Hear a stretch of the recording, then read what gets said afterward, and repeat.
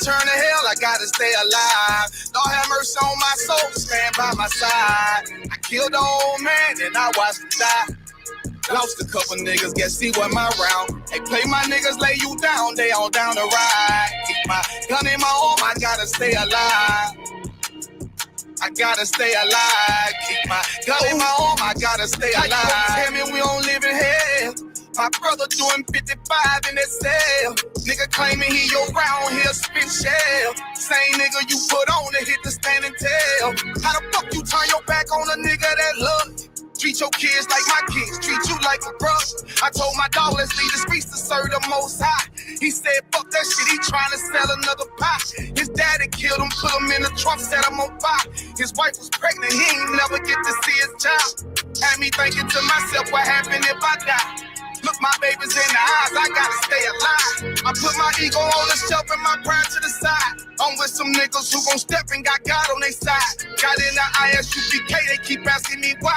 As I do the work of the Lord, I gotta stay alive. Face the east, pray alive. I seen heaven turn to hell, I gotta stay alive. Lord have mercy on my soul, stand by my side. I killed the old man and I watched him die. Lost a couple niggas, guess he wasn't my round. They play my niggas, lay you down, they all down the ride. Keep my gun in my arm, I gotta stay alive. I gotta stay alive. Keep my gun in my arm, I gotta stay alive. You ever pump a pack with a snake by your side? Yes, I see a man reach out to God before he died. Yes, I did. I know the Lord forgive us for these sins, but I'm starting to think the kingdom of heaven is for these kids. I told my daughter, there's one man in your bed, I won't stand for less. For my son, I hit your head on that fragile legs. I lost some niggas to that dope, I lost niggas to the feds. Remember Jono tried to stick me for that cheese on that bread, yeah, I was thuggin' with Lucky, that nigga left me for dead. Endured to the end, cause I listened to what was said. Mother told me she loved me when she was sick up in the bed. I was running them streets, but the truth made me a man. Shit, I don't really speak, cause she'll never understand. That's why I ain't even tell her about these voices in my head. I'm still trying to manage my anger like Uncle Craig. I seen heaven turn to hell, I gotta stay alive. Lord have mercy on my soul, stand by my side. I killed the old man and I watched him die. Lost a couple niggas, guess he wasn't my round. They play my niggas, lay you down, they all down the ride. Keep my gun in my arm, I gotta stay alive. I gotta stay alive. Keep my gun in my arm, I gotta stay alive.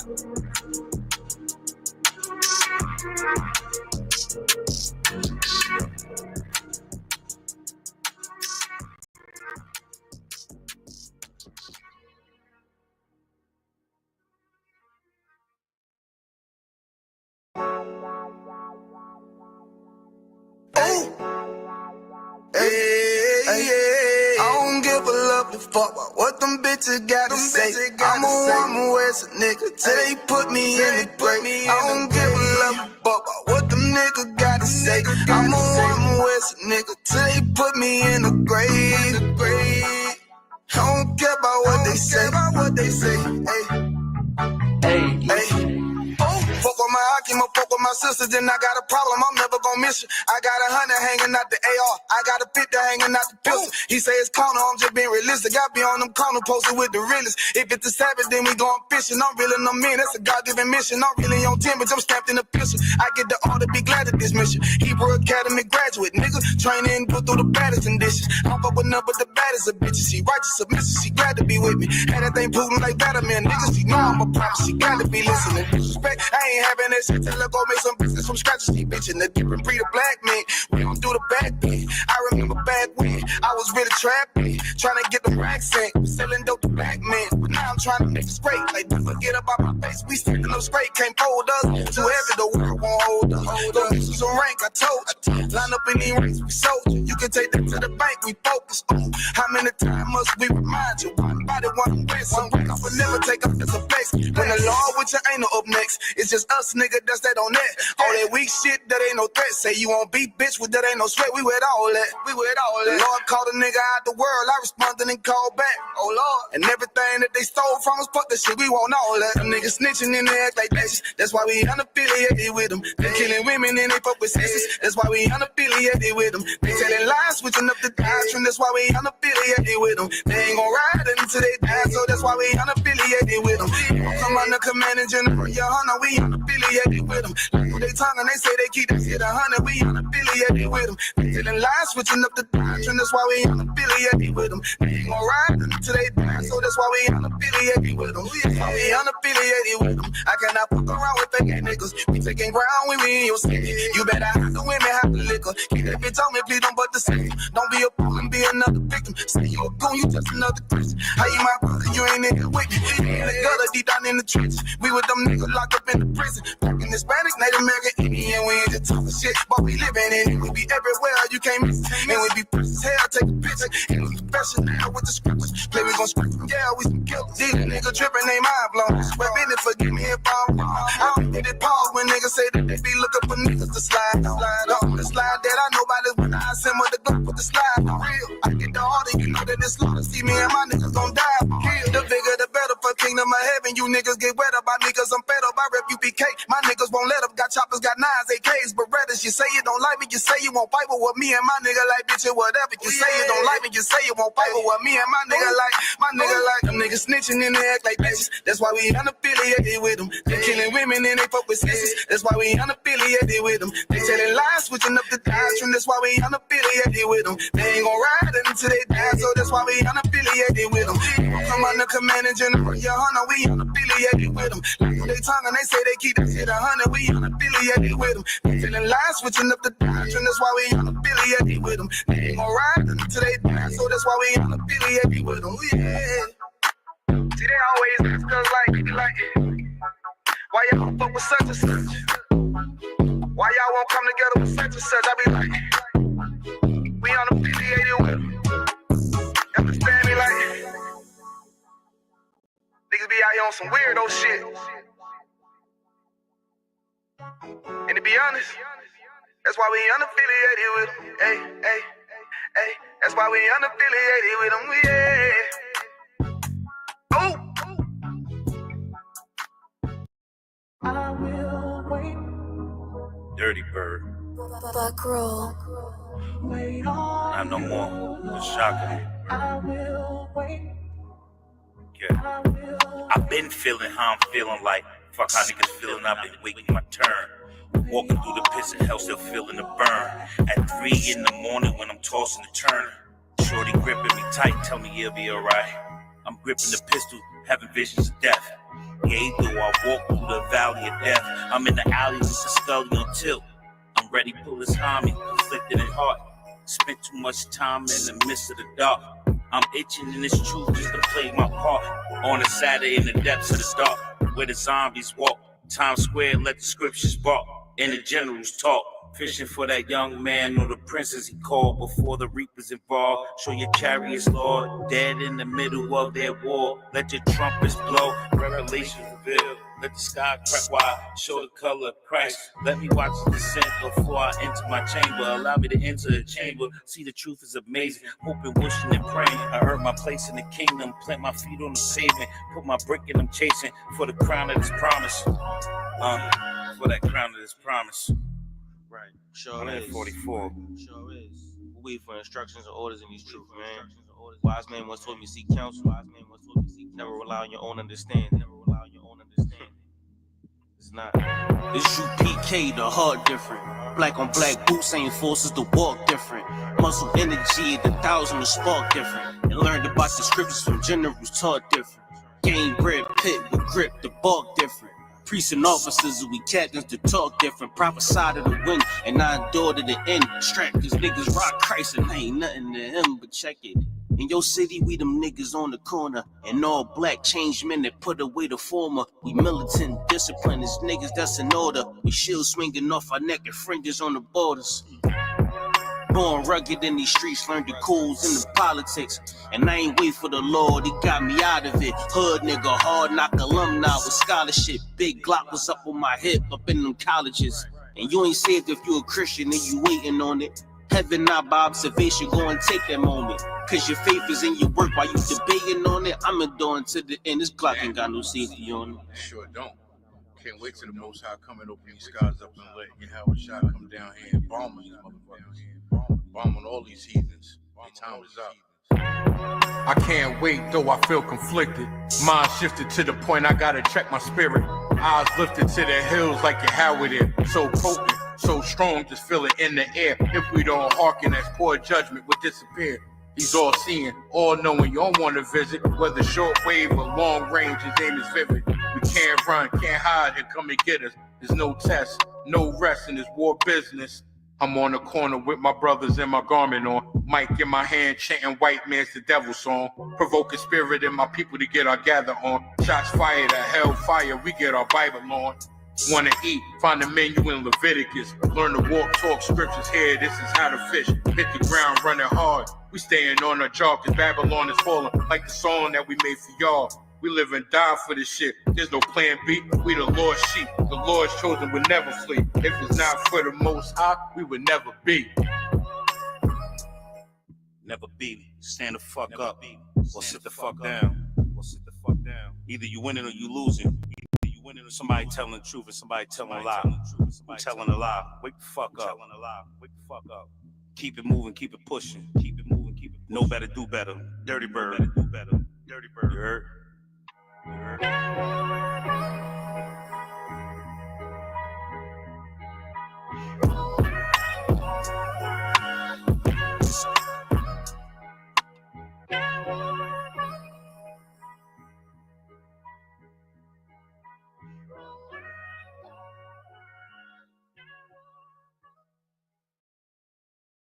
I've got this dream, and you're all in it. Let's hear it. With Wells Fargo Premier.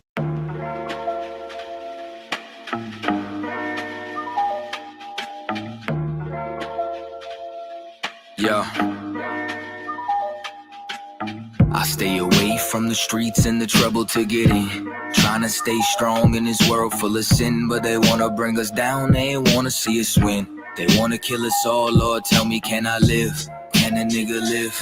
Can I live? Can a nigga live? Lord, tell me, can I live? I know the hatred's deeper than the color of your skin. So can I live? Can a nigga live? Can I live? Can a nigga live? Lord, tell me, can I live? Know the hatred's deeper than the color of your skin. Can I live? America KKK, land of the good, smokers, home of the slaves. And I'm just trying to be great. Tell me, how can I live with this drama every day? I'm a light, I'm a beam in this darkness. It seems that real life is a nightmare. Can I live my dreams on this earth? Since I was young, I realized I had a destiny bigger than the fiction that disguises what was best for me. Better than the hate and all the lies that be the death of me. As of late, since we've been hypnotized since elementary. Thought it was my skin, but studied something that was new to me. They hate me because of what my ancient ancestors used to be. Healers, teachers, deities, not all of them were kings and queens. Our nature was natural, not supernatural. Now they call it magic and voodoo, that shit ain't practical. All the roots connected, always more to learn of that, you know. Don't let the shit go over your head. Same snakes up in the garden, but the skin just shed. They'll always try to convince you that it's all in your head. Just know you gotta do better before you hit your bed. I stay away from the streets and the trouble to get in. Trying to stay strong in this world full of sin, but they wanna bring us down, they don't wanna see us win. Trying to kill us all, Lord, tell me, can I live? Can a nigga live? Tell me, can I live? Can a nigga live? Lord, tell me, can I live? I know that hate is deeper than the color of our skin. Can I live? Can a nigga live? Lord, tell me, can I live? Can a nigga live? Tell me, can I live? I know that hate is deeper than the color of our skin. Yeah. Can I live? They say my rhymes cause too much excitement. Ride incitement, shit, well, there's no indictments when my kinfolk get murdered by white men. dark skin, light skin, divided and blinded. So we beef with each other, our brothers, rather than fight them. Fuck all that silence, it's time to get shit ignited. I ain't my way low, nigga. I ain't taking shit from no tars. And ain't no motherfucking nation got freedom from marching, begging for portions. Niggas ain't signing no parchments, big payback. You crackers got red in your margins. Why? They broke every treaty, slaughtered the buffalo, and then they set fire to teepees. They carved their face in mountains, but we go to jail for graffiti. We fought for this country, they gave us syphilis at Tuskegee. We been getting robbed, yeah, we're the ones who stay behind bars. They take all our money, but they ain't wanna give us no jobs. Wasn't supposed to make it, but we stayed defying the odds. It's like we really only living off the grace of our God. Can I live without getting harassed by the Sarge? Can I live without getting slammed on my car? Can I live long enough to raise my kids? Can I live long enough to see justice? Yo, can I live without getting harassed by the Sarge? Can I live without getting slammed on my car? Can I live long enough to raise my kids? Can I live long enough to see justice? I stay away from the streets and the trouble to get in. Trying to stay strong in this world full of sin, but they wanna bring us down, they wanna see us win. They wanna kill us all, Lord, tell me, can I live? Can a nigga live? Can I live? Can a nigga live? Lord, tell me, can I live? I know the hatred's deeper than the color of your skin. So can I live? Can a nigga live? Can I live? Can a nigga live? Lord, tell me, can I live? Know the hatred's deeper than the color of your skin.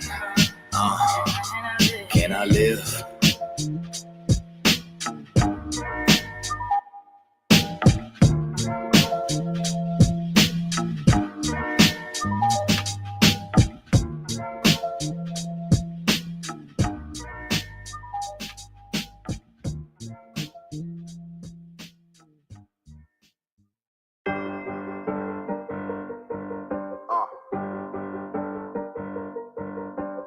Yeah, on 44 shit, you know what I mean? Busy man.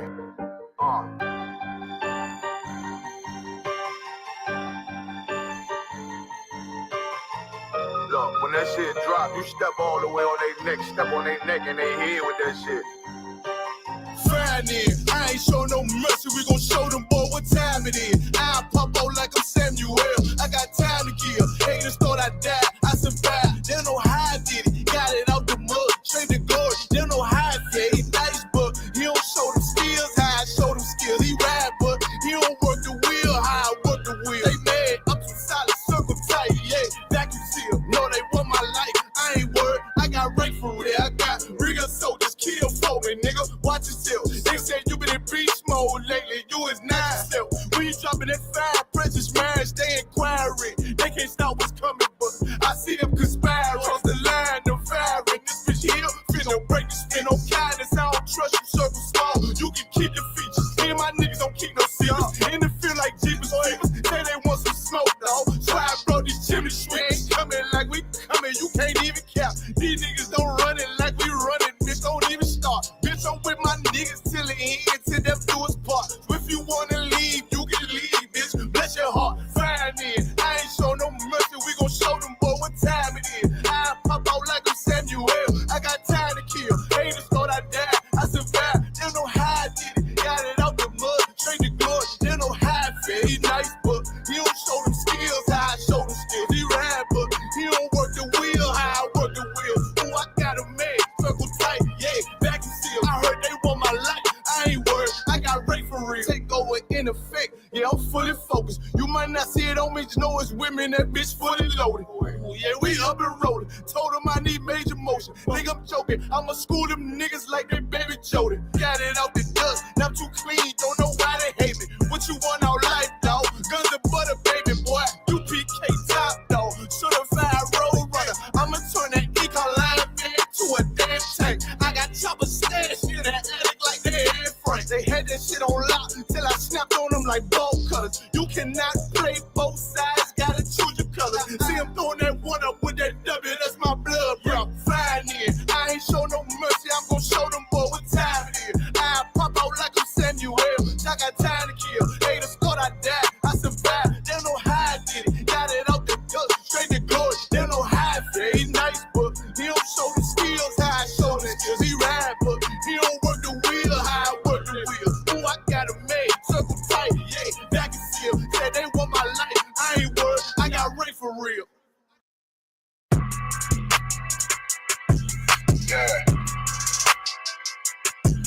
Yeah, you know what it is. 140 for the rebel, busy man shit, nigga. They take their head off, nigga. I read what Eve did to Adam, I just pray my love don't lie to me. Swing the iron like Samson, I can't let no holder lie to me.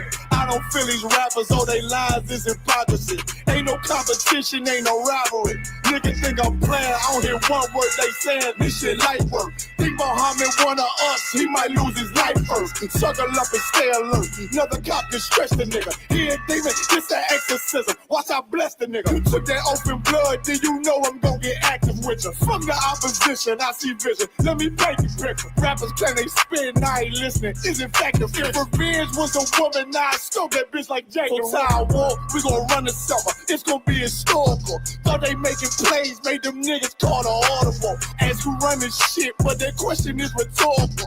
Bitch, I'm the one, me cookies with the oil. I'ma get them crackers, hell, should've never kidnapped my family. I can't do that, bet I be the last nigga standing. Do a life sentence for my niggas, pray you understand me. I might put a switch on this Glock and call it young baby. How you real triggering on them dots? You a bird feeder, claiming he a demon. What's a demon to a cold leader? What he saying something, I ain't hear. This shit like it ain't about who got this gun, it's about who gon' up that fight first. I turn a bad situation to a game change. Bring soldiers from the dead, just raised up the chain. Six shots, I'ma look like Aaron Jones when I run it. Never bite the hand that feeds you, you'll never get that hand back. He bitch about 10%, I don't wanna hear none of that. He dropping sword, fuck him, just make sure you get that cover back. Look around, he ain't with us, probably cause he never was. Now my chin like you with the angels for your brothers. Everybody wanna be rich.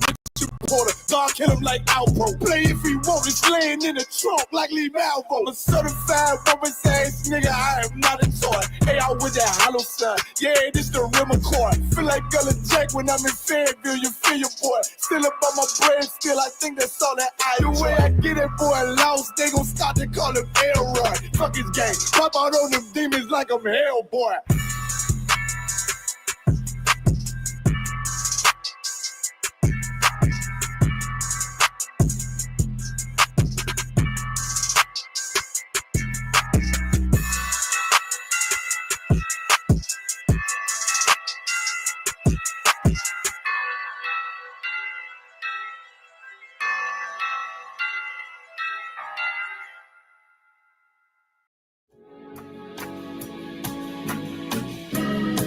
They killed, give me Isaiah 14 and 21. They did the same thing to my people. So that you said that they put millions of my houses. Yes, you said, sir. Should a murderer go to jail for murdering? Absolutely. Should a thief go to jail when he steals? Absolutely. Should a robber pay back the money he robbed? Absolutely. So why shouldn't the white man pay for what he did? That's right. That's right. One day you'll see just how it feels. Payback is a dog. It's a dog. Payback is a dog. It's a dog. Payback is a dog. It's a dog. Payback is a dog. It's a dog. I'm in a hell of a hole, was never expected to grow. Just obstacles set in the road, that a result of me selling my soul. The story I'm telling is cold, but yet it's what everyone knows. The white man's the devil is known. America was never our home. Only a place of captivity, safe facility, hating disfigure me. They claim that I'm lazy, be killing me. Maybe this slavery draining my energy. 400 years and counting. The trail of my tears is countless. Main fact that I'm here is astounding, but I can't wait till this shit is surrounded. Ready to tangle my king and the angel, be ready to rap. Crack in the sky, nuclear missiles will make it official. I'm capturing every cracker surviving. Put them all in chains where they need to be. Slavery for me. And let the whole world see that with them in the cage and safer in the streets. Put the dog on a leash. Get resolved for the beast. 144, get the ruler show, we could all be at peace. As soon as the trumpets are sound, your kingdom, we busting it down. The only way justice is found, the time for your judgment is now. You'll see just how it feels. Payback is a dog. It's a dog. Payback is a dog. It's a dog.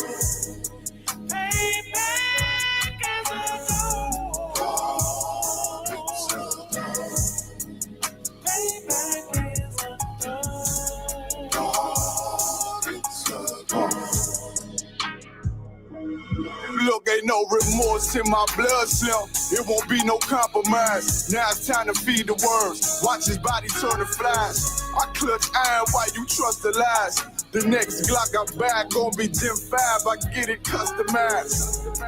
And sending shots off like farewell. Praying payback come back around like a carousel. Still remember YAHANNA's words ringing in my head like bells. Said you in his body, you fit the Lord, fuck the cartel. Triangle choke, apply pressure to the game like I did Von Dale.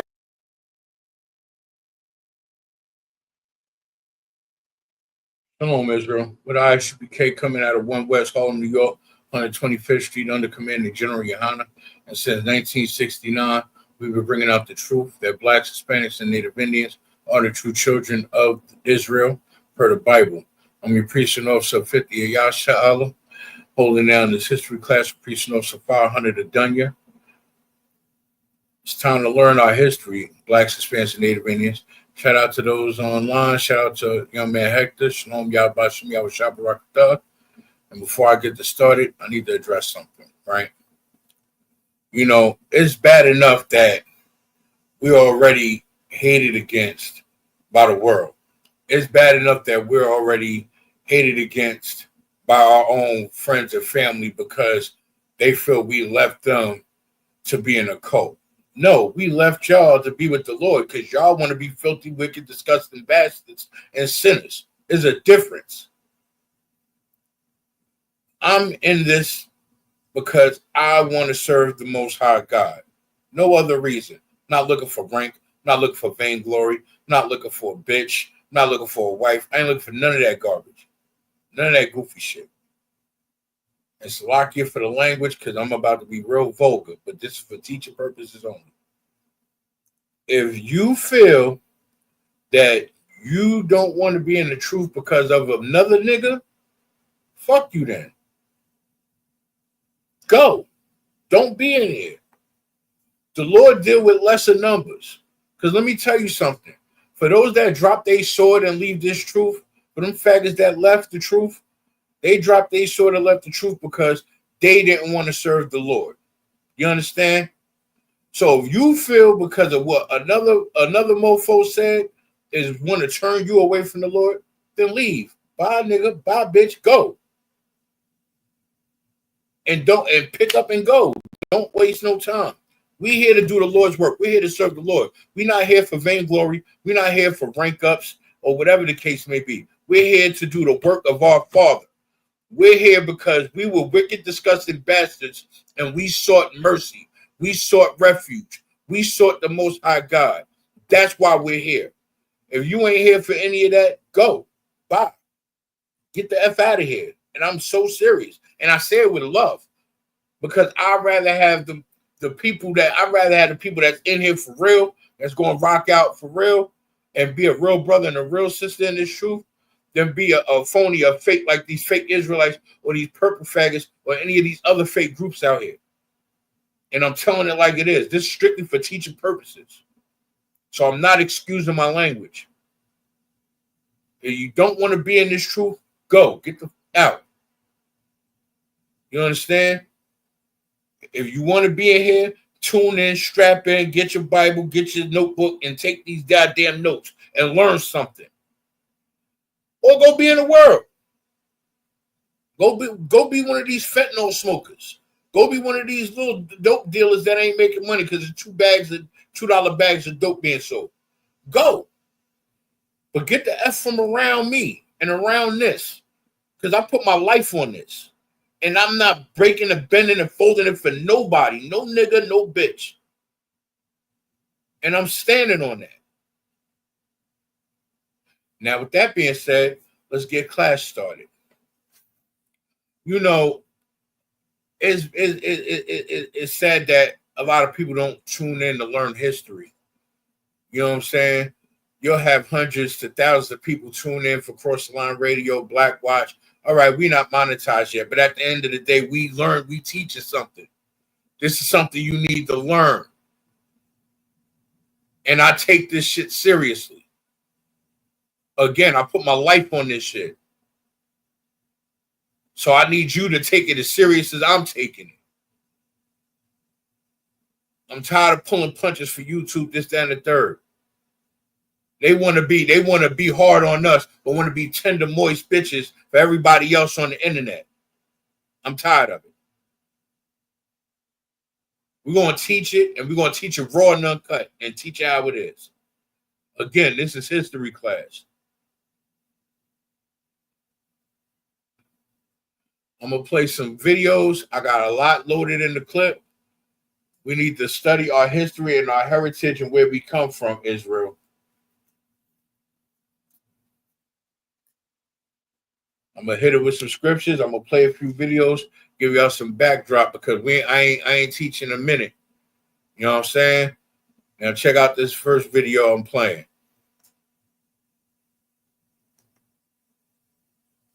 Black people were doing oil with Saudis first. Black oil moguls, you've never heard of them. On purpose. In the early 1900s, African and African-American businessmen partnered with Middle Eastern traders, yes, in oil. They were building shipping lines, refineries, and trade deals before Standard Oil took over the global market. But when colonial powers saw the profits, they shut those deals down. Imagine if Africa kept its oil wealth. It wouldn't be developing. Nope. It would be running the table. Black people were doing oil with Saudis first. Black oil moguls, black girl's voice into a billion-dollar cartoon and gave the money to the woman who stole it. Meet Esther Jones, a Harlem jazz singer in the 1920s who performed with electric energy, big eyes, and a signature baby-style voice. She didn't just entertain, she defined a sound. And white America? It copied every note. Enter Helen Kane, a white singer who saw Esther perform, then ran to the studio and mimicked her act down to the boop-boop-a-doop. A few years later, Betty Boop was born, drawn as white, voiced in Kane's stolen baby voice, and marketed as an American original. But when Helen Kane sued the cartoon studio for stealing her voice, the truth came out in court. Black artists testified that Kane stole everything from Esther Jones. The judge threw the case out, but the damage was done. Betty Boop became a pop icon. Helen Kane became a footnote, and Esther, forgotten. No credits, no royalties, just erasure.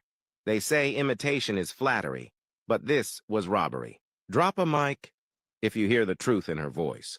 Follow for more history they tried to steal.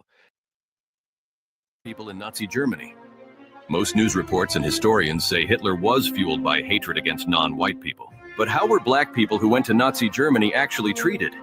During the 1936 Berlin Olympics, the famous African-American athlete Jesse Owens wrote in his autobiography that he received the biggest cheer of his career from the German audience. Hitler even warmly greeted him. Owens stated that Hitler didn't ignore him. It was President Roosevelt who did, not even sending him a telegram. Owens also mentioned that while in Berlin, German people often stopped him in the street to congratulate him on his achievements. What did Adolf Hitler do to black people in Nazi Germany? Most news reports. Known as the Galveston Giant, one of the most influential boxers in history. He became the first black heavyweight champion of the world in 1908 after defeating Tommy Burns in a dominant display of power and precision. Johnson's style was revolutionary. He used slick footwork, parries and defensive mastery to frustrate opponents, often toying with them before delivering punishing counters. In 1910, he faced James J. Jeffries, a former undefeated champion brought out of retirement as the so-called Great White Hope. Johnson dismantled him over 15 rounds, proving his superiority and silencing critics in what became a defining moment in both boxing and American social history. His career was more than just victories. It was a challenge to the racial norms of the time. Jack Johnson's legacy paved the way for generations of fighters, and he cemented his place as a true all-time great of the sport. He was a symbol of defiance and greatness.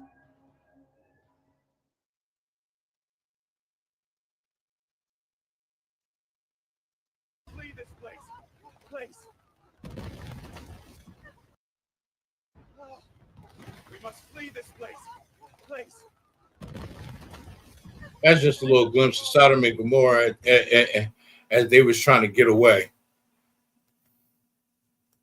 Johnson, a black man owned land. 160 acres, legally his, paid for, worked, passed to his sons. He had been stolen from Angola, branded, enslaved, but he survived, earned freedom, then did what no one expected. He started building legacy. He didn't just live free, he farmed, he hired labor, he defended his property in court and won against the white man in 1655. That alone should have made him a legend. But here's the part that broke me. The colony watched and changed the law. They couldn't let a black man own more than poor white settlers, so they rewrote the rules. Citizenship now meant white. Inheritance now for Christians only. When Anthony died, his land was taken, given away. His children cut off. His success didn't fade, it was deleted. And that deletion became a blueprint for how to stop black wealth before it could exist. We didn't start poor. We were pushed into poverty every time we rose. Fun fact, Anthony Johnson is one of the earliest known black landowners in America. His legal victory scared lawmakers so much they wrote him out of history while building a new system on his back. That broke me. Type land if you believe his story should be taught before any founding father. Follow if you're ready for more untold stories told with clarity.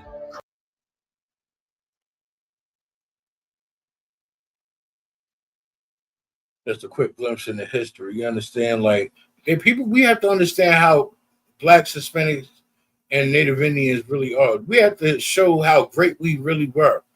We can't always be just showing all the sad and bad points of our heritage. We can't just know we were slaves. We just can't know we've been oppressed and beaten and tortured and unalived throughout the centuries. Not even the decades, the centuries, hundreds of years. You understand? We have to show and teach that there were times where we were great. When they say make America great, that really meant Blacks, Hispanics, and Native Indians. We need to make America great again for us, because it was never great for them, because when we flourished, they suffered. And the only time they made America great for them was when we were enslaved, when we were under their rule and their thumb. If we go to the book of Isaiah, chapter 54, verse 13, it says, and all thy children shall be taught of the Lord, great shall be the peace of thy children. Meaning, when we learn these laws, statutes, and commandments of the Lord thy God, we will understand that we come from him and we are great.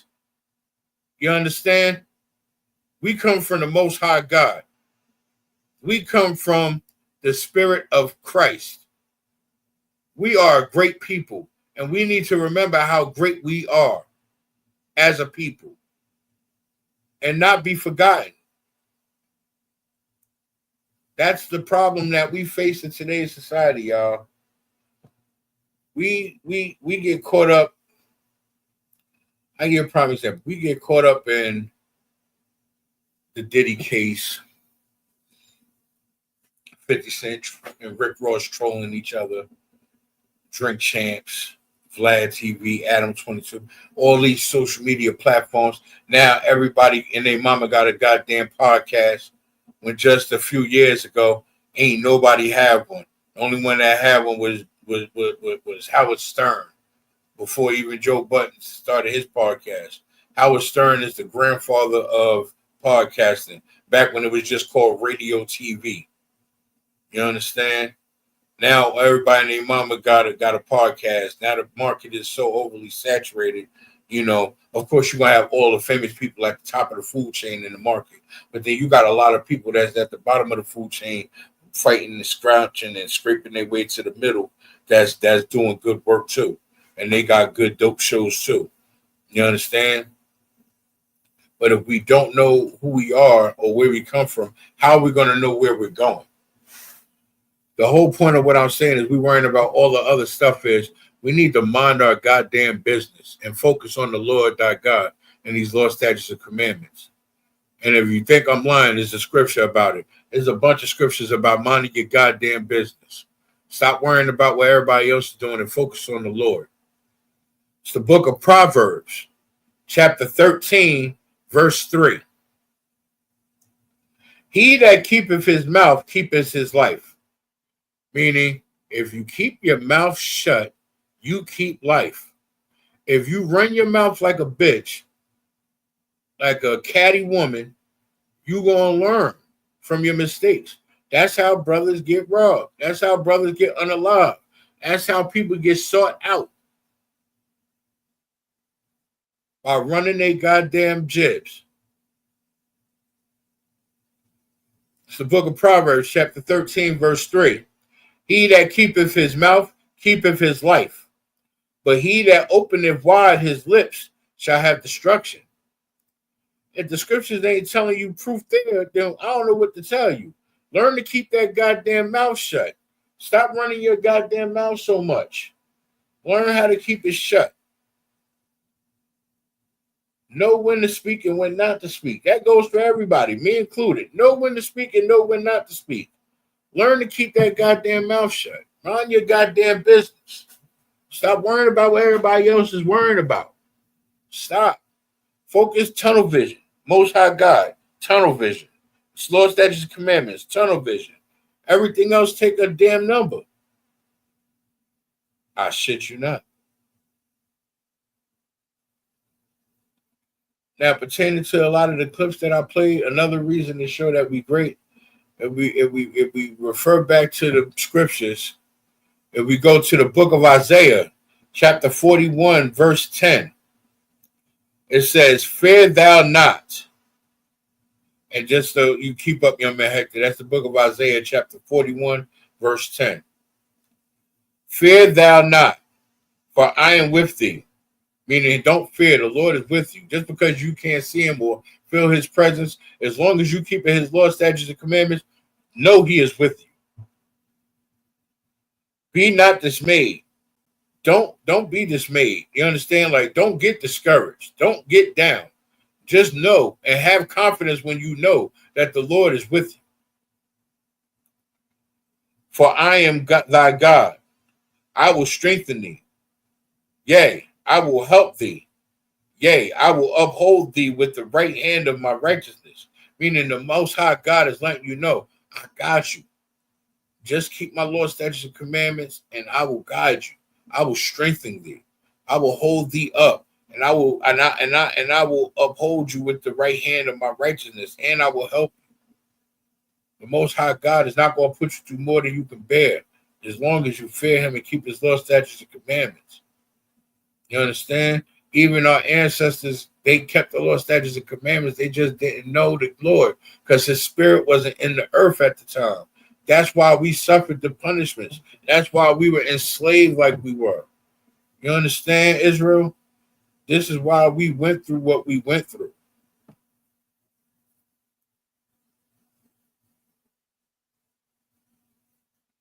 Yeah, that's it on that.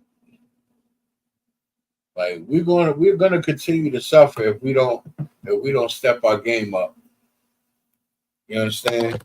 If we don't step our game up and do what we got to do and start serving the Most High God and stop hating one another and start loving one another, then we will be just fine.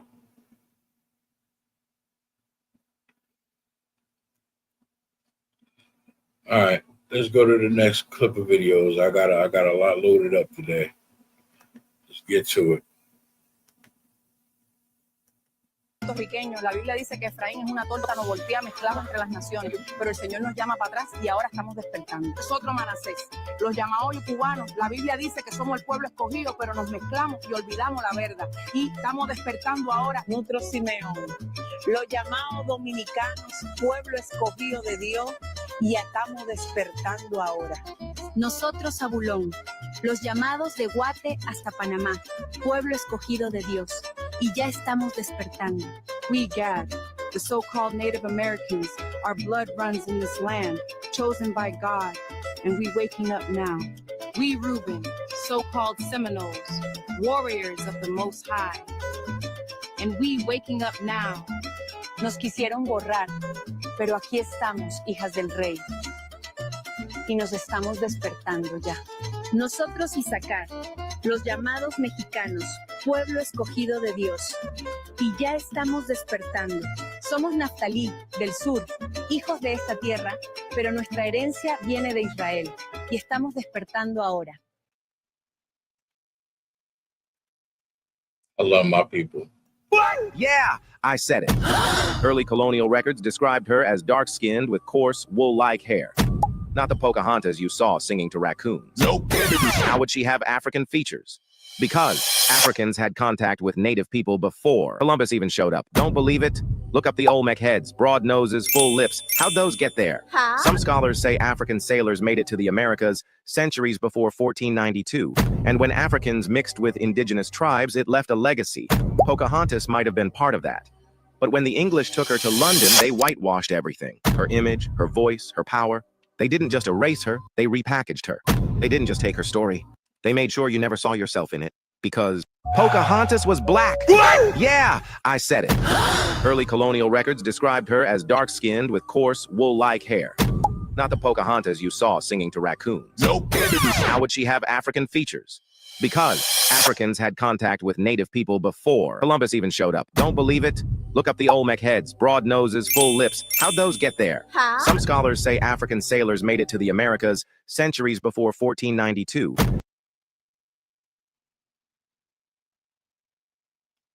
Real quick, on those last two scriptures, the last two videos, right? The Bible describes us as a peculiar people because we're in a special people. As in the book of Deuteronomy, chapter 7, verse 6, it says, "For art thou an holy people unto the Lord thy God. The Lord thy God has chosen thee to be a special people unto himself, which shows possession." You understand? The Most High God will set thee on high above all nations upon the face of the earth. So we are his special people. We're like the pieces that come together to make this chain look as glorious as it does. You understand? We all come together. We all are a piece that bind together when we keep the law, statutes, and commandments, and we show and we display brotherhood and sisterhood. We come together and make a chain and become a glorious jewelry piece to the Most High God. You understand? Because we're like his fine jewelry. We're very precious to the Most High God. Like, we have to understand and respect the importance of our role when it comes to the Most High God. No, there's no and no Satan, not his arch nemesis that sits across from him at a board at a table and they negotiate the salvation and destruction of the world. No, Satan is one of the children of the Most High God. Just like we're his children, the Satan is one of the Most High God's children as well. That's why in the book of in the book of Job, when he called for his angels to report, he reported as well. Shalom, Yahweh Shema Alathim Ba'Hashem Yahweh Shah says, you understand? We are his peculiar people. If we go to the book of 1 Peter chapter 2, verse 9, right? As the book of 1 Peter chapter 2, verse 9.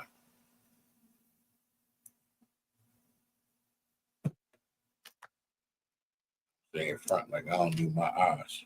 Sheesh. Tell you, get no sucks. Just take care of yourself. That's all I can tell you, Israel. Take better care of yourself. It's the book of 1 Peter. Chapter 2, verse 9. But ye are a chosen generation. You hear that? We are a chosen generation. A royal priesthood. In holy nation. Holy meaning separate. We are a chosen nation of royal priesthood and a holy nation, a separate nation from all the other nations. The 12 tribes of Israel are a separate nation from everybody else. A peculiar people. We are peculiar people with our natted, nappy hair that's so nicely combed out, looking smooth as butter. You know what I mean? With our boots, beards, and braids. We are peculiar people. We look different from everybody else. You understand? We look different from East Indians. We look different from Palestinians. We look different from from Nigerians. We look different from all other nations. We're his peculiar people, that ye should show forth the praises of him who have called you out of the darkness into his marvelous light. Again, we're his peculiar people. We're the chosen people of royal priesthood. We need to give him reverence. We owe the Most High. We owe him our life. So we can't give him praise. We can't praise him. We that goddamn selfish and stubborn that we can't praise the Most High God. Because we so busy getting to the bag and getting lit that we can't praise the Creator. But we sit here and kiss the goddamn ass of we lick the ass of the creation.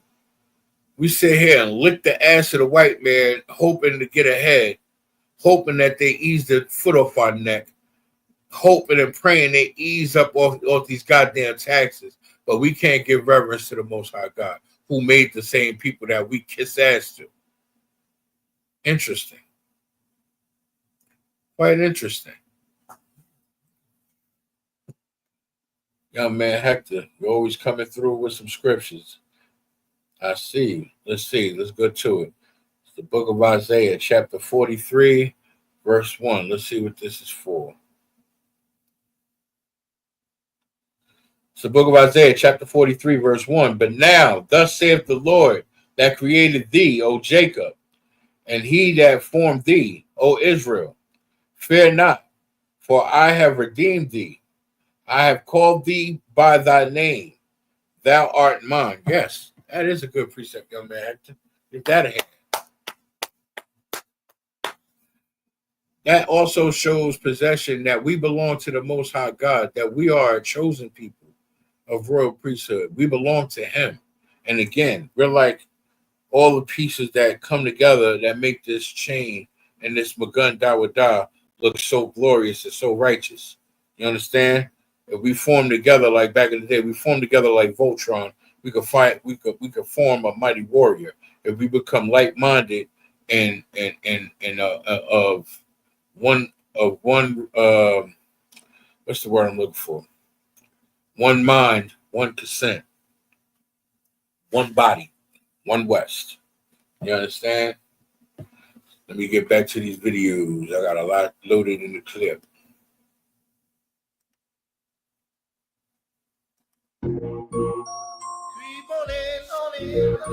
And this is old footage of our black Gadites.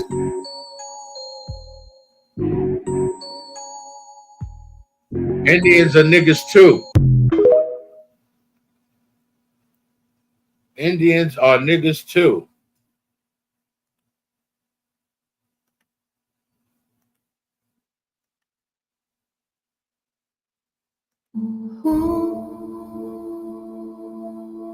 Says Reverend Isaac Simmons was lynched for his land in Mississippi, 1944. Family flees in fear. Both his death controlled more than 270 acres of debt-free Amite country land that his family had owned since 1887. Basically, he owned an entire plantation size land, and they lynched him for land. This is how America was formed. The backs, blood, the sweat, and tears of our ancestors.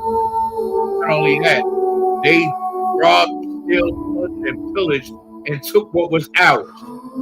They took our land. They unalived our people. They unalived our families and women and children, all for the sake of greed and power and control.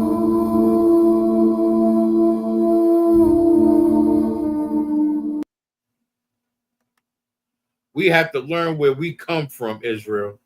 You know that the price of a slave in the 1800s was equivalent to the price of a brand new car today. The African slave trade was one of the most brutal and dehumanizing practices in human history. For over 4 centuries, millions of Africans were forcibly taken from their homes and transported across the Atlantic Ocean to be sold as property in the Americas. I mean, can you imagine selling a human being like they're just a piece of furniture? It's like going to IKEA and picking up a new couch, but instead you're buying a person. It's ridiculous. However, the fight for abolition was a pivotal moment in history, as people from all backgrounds united to end this inhumane practice. As we look back on this dark chapter in history,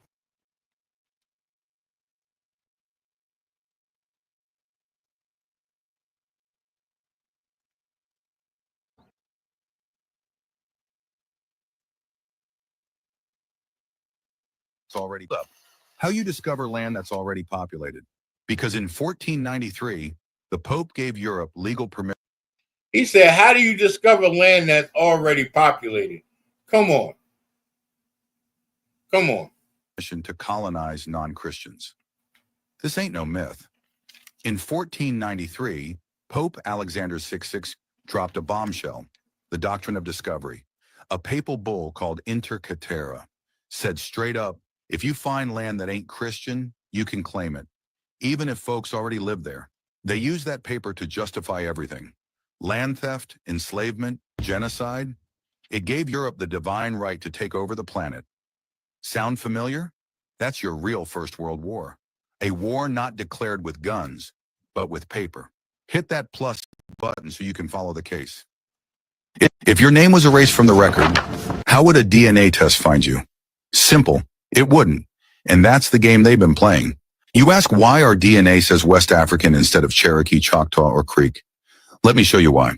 From the Dawes Rolls to blood quantum laws, the U.S. reclassified millions of indigenous people as colored, erasing tribal identities overnight. This was a paper genocide, a bureaucratic act that severed generations from their true heritage. The very systems meant to identify us were weaponized against us. DNA companies use biased databases. They match you to samples from Mongoloid Native Americans on reservations, not Black or mixed indigenous tribes, so your real bloodline gets shoved into the African bin by default. They never collected DNA from Yamasee, Washita, Gwale, or Gullah Geechee families, because on paper we no longer existed. You can't find what you won't name. If the system reclassified your great-grandma as Negro, then your DNA results will follow the lie, not the truth. This is not about denying African heritage, but revealing the full, complex truth of indigenous American identity. Your blood ain't missing. It's been mislabeled, redacted, and buried beneath government lies. DNA doesn't prove we're African. It proves they wiped indigenous America off the map and out of the lab. This is Exhibit B, Part 4, and the real science is on trial now. We are reclaiming our narrative, one truth at a time. Hit that plus button, because the courtroom ain't finished and neither is the truth. They said the Taino went extinct. Look around you. We're still here. Before Columbus ever docked a boat, the Arawak and Taino people ruled the Caribbean, from Florida, Puerto Rico, and the Dominican Republic. Brown to dark-skinned, with wide noses, coiled hair, and straight backs. And yes, they were indigenous. The Spanish claimed they wiped them out by the 1500s. But how do you explain the people of Borican, Quisqueya, and St. Thomas today? DNA tests show Taino blood running through millions of Caribbean people. So what happened? Simple. Colonizers rebranded the survivors as Negros and slaves. A label swap, a cultural burial. Not extinction, erasure. Our food, our words, our rhythms, still here. Cassava, barbacoa, hamaca. Every time you speak those words, you speak Taino. We didn't vanish, we adapted. To the so-called extinct Taino and Arawak, welcome back to the record. Hit that plus button so you can follow the case.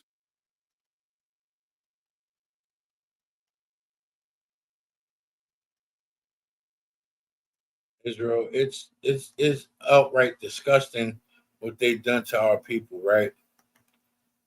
Just bear with me. All right. I'm just bear with me one moment. I'm loading up the next clip of videos. It's going to take us right through. Like they all throughout history, they did us dirty. Like, y'all think we get done dirty now?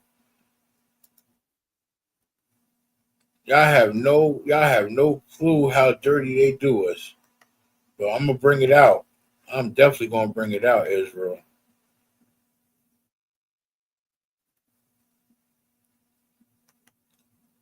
Oh, and the history of insurance companies. Oh my goodness. Wait till you hear what I bring out with that.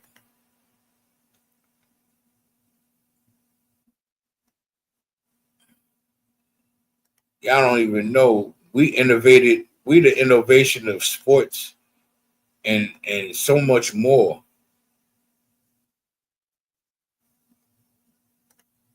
Like, it's crazy. That's why I say history is so heavy. Like, we have to get to our heritage, because if we don't, we're gonna be lost. Like, we continue to be lost out here. Like, oh my goodness.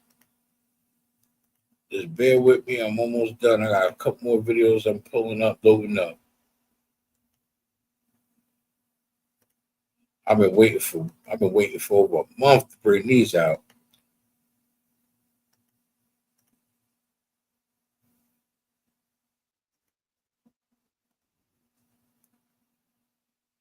Y'all thought them other videos was something else. Wait till we get into these. We're gonna dig in deep.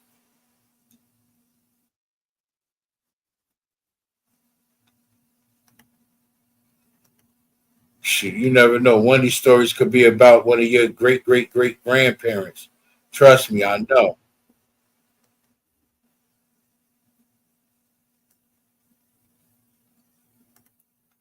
Trust me when I tell you. You never know. You'd be damn surprised.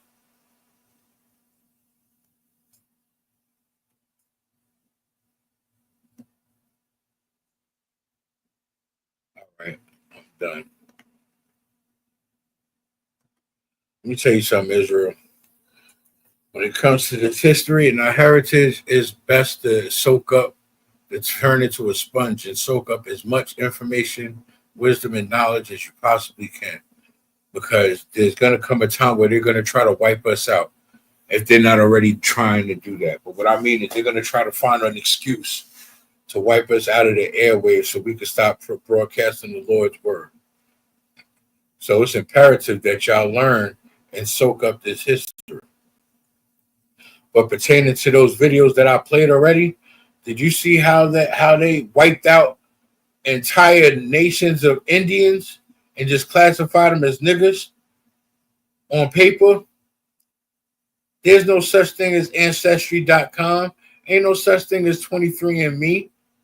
They'll tell you 4% Irish, 8% Catholic. Like, come on. Even Commander General YAHANNA brought that out. Like, let's be realistic here, Israel. They built this country up. They grew their wealth. They grew to the financial monsters that they are because of us. And because they shed our blood doing it.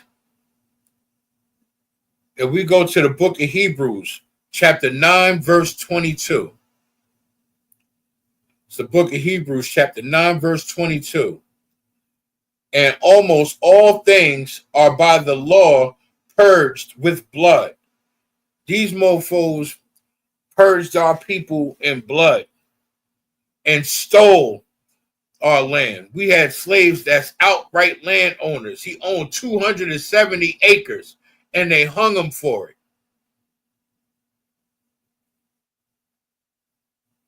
They will unalive us for power. Y'all don't get it? They will unalive us just because we're black. And they woke up on the wrong side of the bed this morning.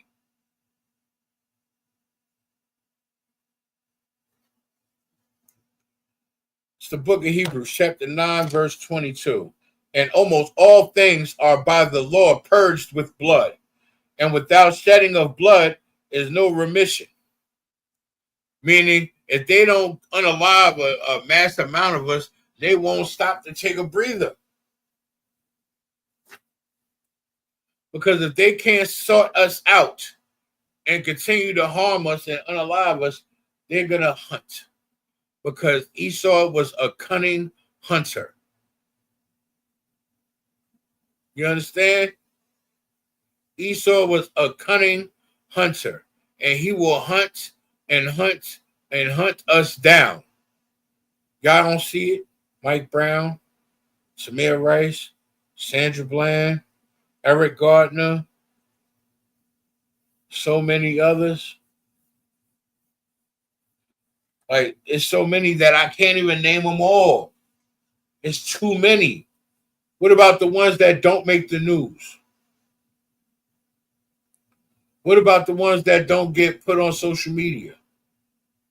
What about the ones that don't get televised? Understand, we've been going through this since it was black and white television. They wasn't reporting shit at all. At all. Remember, TV went off at a certain time at midnight. When a kid popped up, when a black kid or somebody popped up missing, it was put on the side or the back of a milk carton. Them kids are still missing till today. That's if they still alive.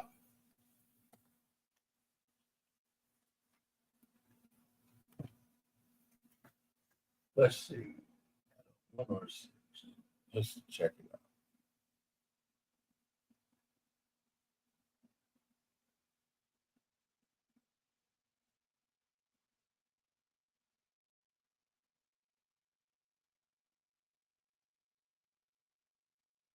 We go to the book of Ezekiel, chapter 11, verse 6.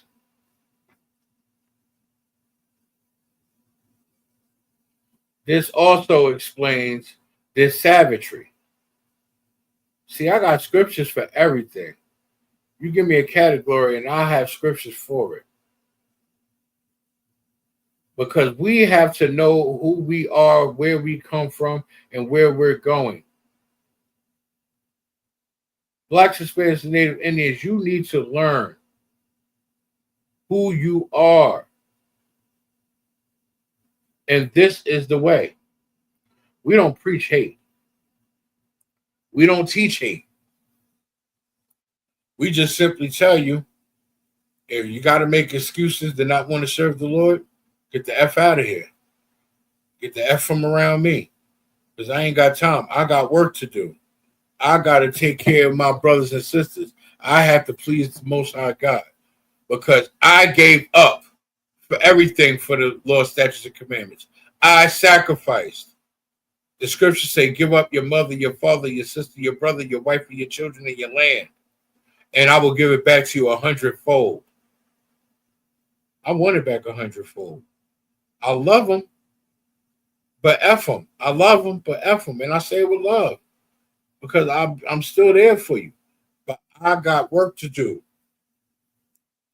All my relatives, all my family that passed away this year, all 5 family members with 4 plus 1 that's not family that passed away this year, or 6 plus 1 more, 7 plus 1 more. My bad, I missed one. 7 plus 1 more that wasn't family, that got buried or cremated or whatever the case may be. I wasn't there. Let the dead bury the dead. I got work to do. Y'all in my prayers. I love you. I love you to life, but you already gone. Your spirit left your body. There's no point of me sitting there making myself unclean, coming around a shell of a person to show that I love them. I'm showing I love them by keeping myself clean so I can teach class and do the Lord's work instead of being unclean, being around folks, crying about somebody that I haven't seen in God knows how long. And I got to listen to people talk about this person like they really gave a shit about them when you ain't been around in the last 12 years. Please. Save it. Save it. Because I don't want to hear it. I don't want to hear the excuses. I don't want to hear the bullshit.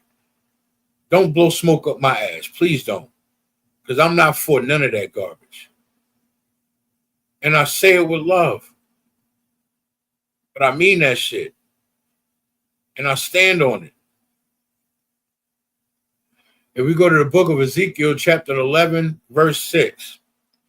Ye have multiplied your slain in the city, and ye have filled the streets thereof with the slain.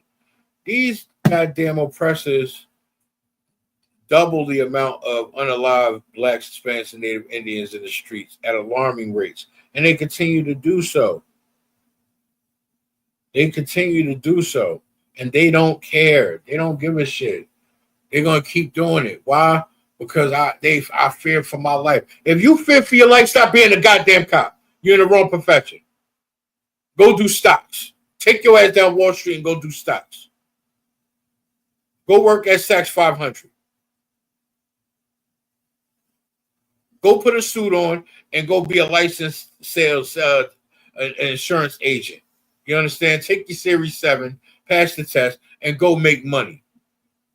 You got beat up and bullied at school. Now you want to be a little Peckerwood cop, and you want to sit there and unalive black people is your way of payback from being pushed around and bullied in school. You punk bitch. You punk ass bitch. May the Lord deal with you how he see fit. I pray y'all understand. I'm not pulling no punches, man. Ain't no babies on here. We all adults, and we're going to carry each other as such. Not biting my tongue. Y'all going to get this history. Y'all going to learn who the hell y'all is and where y'all come from. I got to put kid gloves on to teach fucking class. It's a lock in for my language. While I may be rude in speech, I'm wise in wisdom. Forgive me. But I'm tired of biting my tongue. When we want to teach, we want to teach.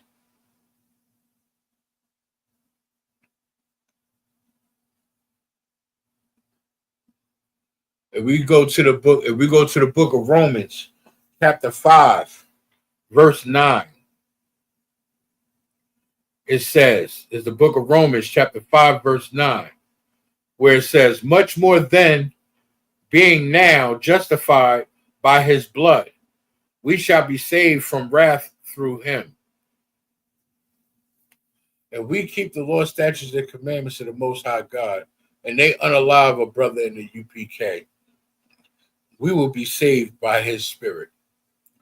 By duplicating his spirit, by making it our own, he will have saved us, and we will not die in innocent blood. Our blood won't be shed because we serve the Most High God.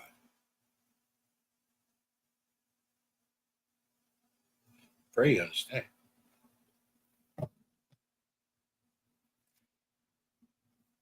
I ain't even have to look. I already knew where I was going. I'm already in the book. Now, understand this is history, but I'm also breaking down how they unalive us and shed innocent blood to gain the power and the wealth that and the control that they've gained over the last 500-600 years. Beyond oppression. They've stolen our land. They've stolen our manhood. They've stolen our identity. They've stolen our family. They sat there and talked shit about us and raped and raped our women and broke a buck by being an alphabet member and inserting their rod in the rectum of their male slaves. You nasty, wicked, disgusting pieces of garbage. And y'all still do it to this day. With your Fruity Pebbles ass. It's an abomination. They talk so low of us, but yet they want so much of us. They can't wait to touch our women and children. They can't wait to break a buck. You understand? I don't give a damn what they say. They full of it. Now, in the book of Romans, chapter 15, verse 4, in the book of Romans, chapter 15, verse 4, it says, for whatsoever things were written aforetime were written for our learning. All this was written aforetime for our learning. You understand? Sodom and Gomorrah, all these wicked abominations and atrocities, all the unalignments of our people from not serving the Most High God. All this stuff has been written aforetime for our learning, because we need to learn. If you keep the law, statutes, and commandments, this is what the Most High blesses you with. If you don't keep the law, statutes, and commandments, this is what the Most High is going to curse and slap you all upside your face with. You dumbass.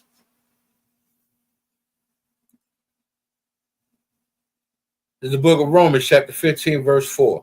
For whatsoever things were written aforetime were written for our learning, that we through patience and comfort of the scriptures might have hope. Meaning we're supposed to learn these laws, statutes, and commandments of the Most High God in order to continue to have hope through all of our calamity. Because even though we keep the law, statutes, and commandments, we're still struggling. We're still broke.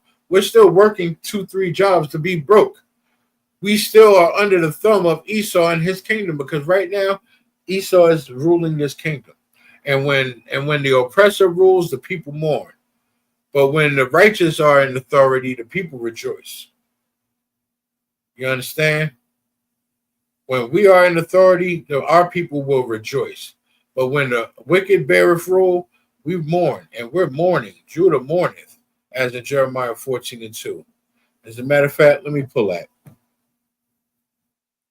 That's Commander Jerry Yohanna's favorite precept. I watched him do a 3-hour breakdown of Jeremiah 14:2. You'll never hear a greater breakdown, I promise you, Israel.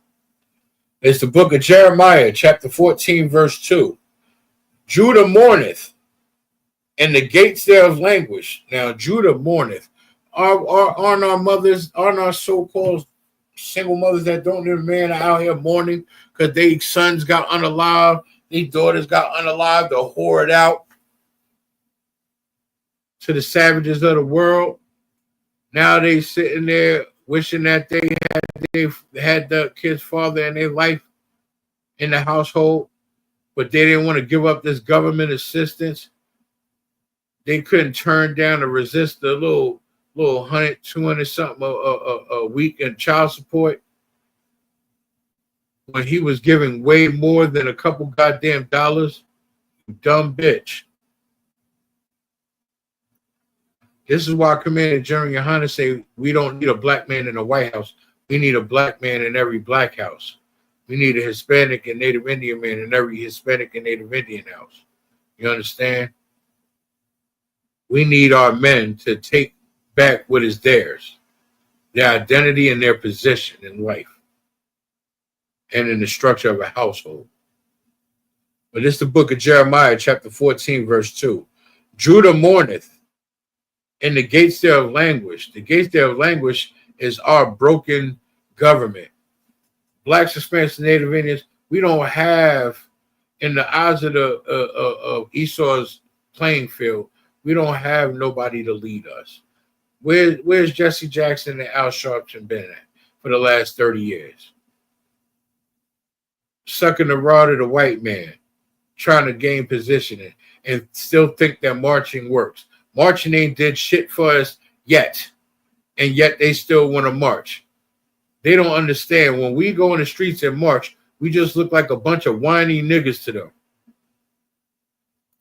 But yet they want to keep hope alive and try to march. That's why the gates thereof are in languish. We have no protection. The only protection we got is under the ISUPK, under Commanding General Yahanna. You understand? Since 1969. That is the only real protection we have, and the only real protection we need under the ISUPK. You understand? I watched that man commit miracles. I watched him display the definition of brotherhood and being a friend and being a father and a brother and an uncle. You understand? And so forth to other generals as well. We have to wake up, Israel. That's the book of Jeremiah 14:2. Judah mourneth, and the gates thereof languish. They are black unto the ground, and the city of Jerusalem is gone up. We are beaten down into the ground. You understand? We are black into the ground because they beat us down and keep their foot on our neck until we're like a fine powder, until we look like gunpowder. You understand? Like they beat us, they shoot us, they stab us, they choke us, they hang us, they unalive us in so many different ways. When they say it's 1,000,000 ways to die, choose one, they choose in so many different ways to us. And their response is, we can't die fast enough for them. That's the sad part. They feel we can't die fast enough. So these wicked pieces of garbage still try to find ways to unalive us and still smile in our face. You hypocritical pieces of shit. Straight like that. But we can't abhor the Edomite. So I pray the Lord do what you as he see fit. When he chop your head off, I want to be there to pick it up, look at it, laugh, spit in it, and put it in the bag for his collection.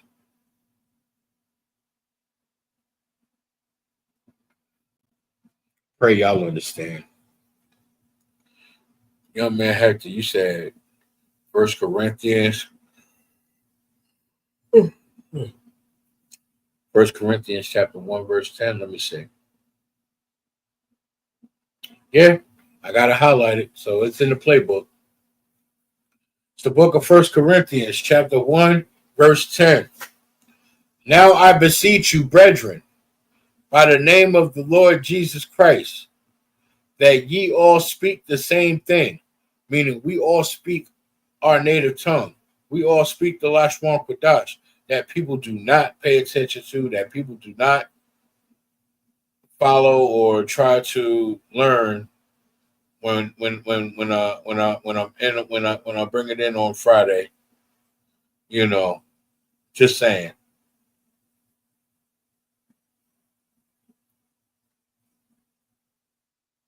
Salakia. That's what it means, that we speak the same thing, that we also speak the word of the Most High God, the law, statutes, and commandments. And that there be no divisions among you,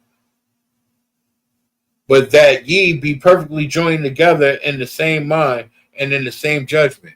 Meaning, we cannot have separate denominations. We can't have UPK over here and other UPK groups over here, and they don't rock with us because of whatever reason. That's why you got the Purple People Eaters. That's why you got the IUIC. That's why you got Sakari. That's why you got GMS and HOI and all these other garbage organizations that want to hold people hostage and make them sign NDAs and give them background checks and telling you got to work 2 jobs to be a part of the organization. You know what I mean? So you could pay 90% of the tithes and stuff. Like they wicked for that. And they are own people, and it's sad. I pray they stop being bitches and wake up and get it. But yeah, that's a perfectly good precept, young man Hector. Now, before I reload the clip, let's go to some more videos. I got 11 videos left. I got plenty of time. Let's get to it.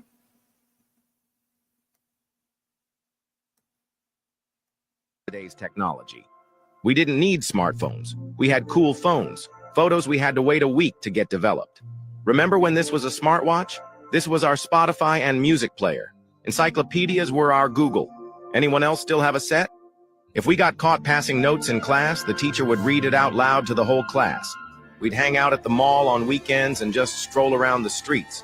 Going to the skating rink, what song did they always play? Using a payphone to call home and let your parents know you were ready to be picked up. This was our Xbox and PlayStation. This was our YouTube, our funny memes. What others do you remember? This was our social network. Saturday mornings were all about cartoons and cereal, going to Blockbuster to rent our favorite movies. Ever seen a car with an automatic seatbelt? Going to the drive-in theater with your own snacks. We recorded songs off the radio so we could listen to them on repeat. If this unlocked a memory, let me know when you were born.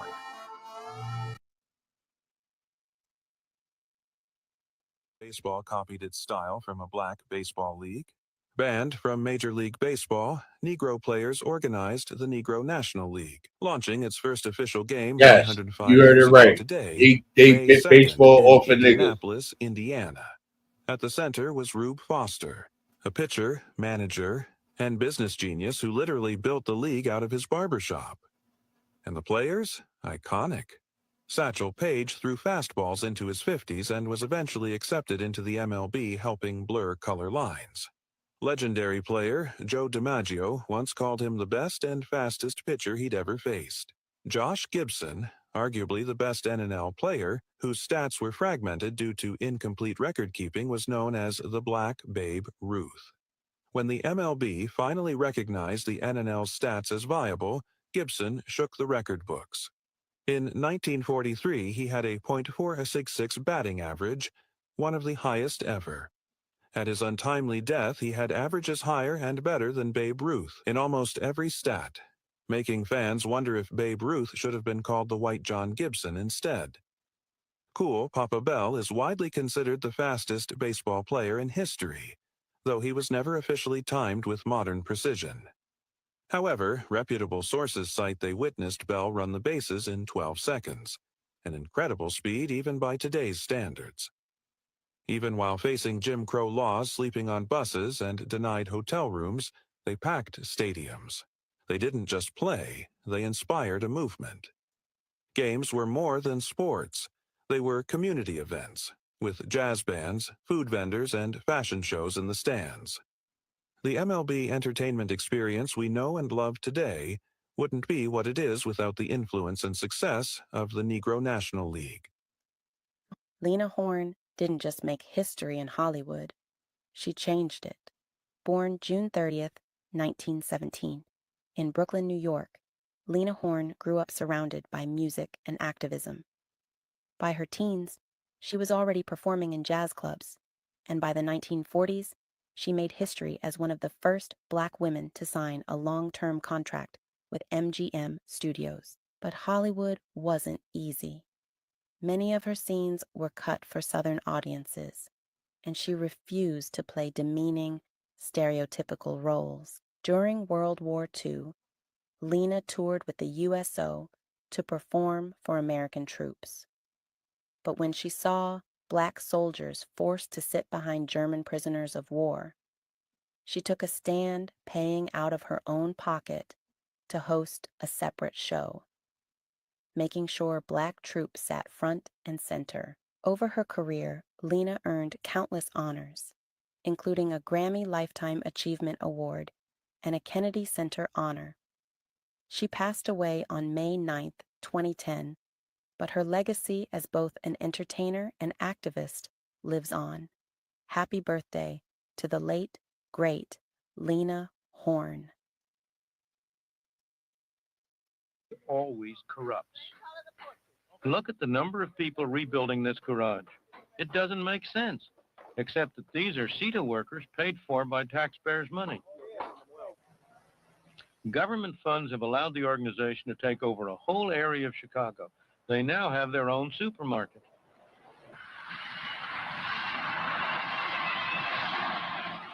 They've built splendid houses for middle-class occupiers, very expensive, protected by the latest security systems, all at the taxpayer's expense.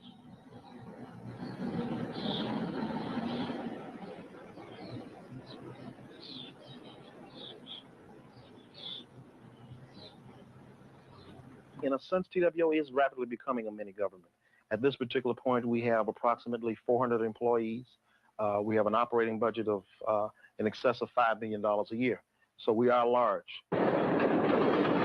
Large and expanding. Their next project is to redevelop this site. And that's only the first step in a 20-year plan that will cost $220 million, most of it coming from the taxpayer. In the South Bronx, they're very familiar with government protection, like the rent controls that made it uneconomic for landlords to maintain their buildings. They've moved out and the vandals have moved in. The South Bronx is an area where many of the people are on welfare and where the crime rate is high. But all this could change. A group of local people has begun to renovate these buildings, to build new homes. They call themselves Sweat Equity because at first sweat and effort was all they could put into the project. Only later did they accept a small government grant. How long ago did you start working on this building? 4 months ago. On this building, right here. And I take it what you're going to do is gut the whole thing from beginning to end? Right, totally gut it. And you'll have to rewire. Put new walls up, new floors, new ceilings, and everything. Worked in the winter, worked in the summer, worked when I had the chance to work. How many people have you got working here? A good 40 people. How do you keep them working? You know, some of them most want to get tired of it, and pull off, and so on. So how do you? Try to keep them interested. We show them what can be done in the future, what will be done in the future, and they get. Well, at first, it's kind of hard to prove to somebody that in the next 3 or 4 years what will come out of it. They can't see it in the long range term. They only see it in the short run. They need money right now, and not in 2 or 3 years. Sure. So we try to show them that it will happen. It's true they now accept some government money, but so far, they've managed to retain their original philosophy that the best way to get something done well is to do it yourself. Okay, like what we're doing, we're bringing people out of the street and giving them something to look forward to. They have their own apartment, they're taking care of the area around it, they have a garden, they have something to look forward to. They can even get off welfare, we can even give them a job. They can drop the welfare and have some self-pride. That's the whole thing about it, self-pride. Because as long as you collect it from the government and sitting back, you got no worries. We're not sitting back, we're working. We're making that money come in. We're putting it into our building. We're building ourselves up as well as the building.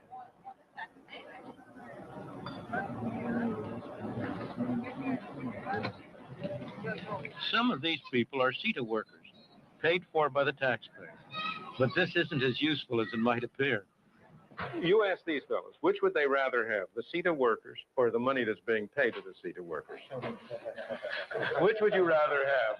The money paid to the That's your answer. But that's very expensive help. In terms of what these people could use with the money, you give these people the amount of money you're paying to that CETA workers, and I'll bet they'll have twice as much, 3 times as much work out of it. Am I wrong? You're right. Exactly. So that's a very inefficient way to use that money. The problem is you've got a bureaucracy, and the government bureaucrats, they want to decide what to do. They don't want to let you decide what to do. Exactly. Ask yourself, how did this place get built up in the first place? After all, this was a pretty respectable, solid, substantial region when it was first developed.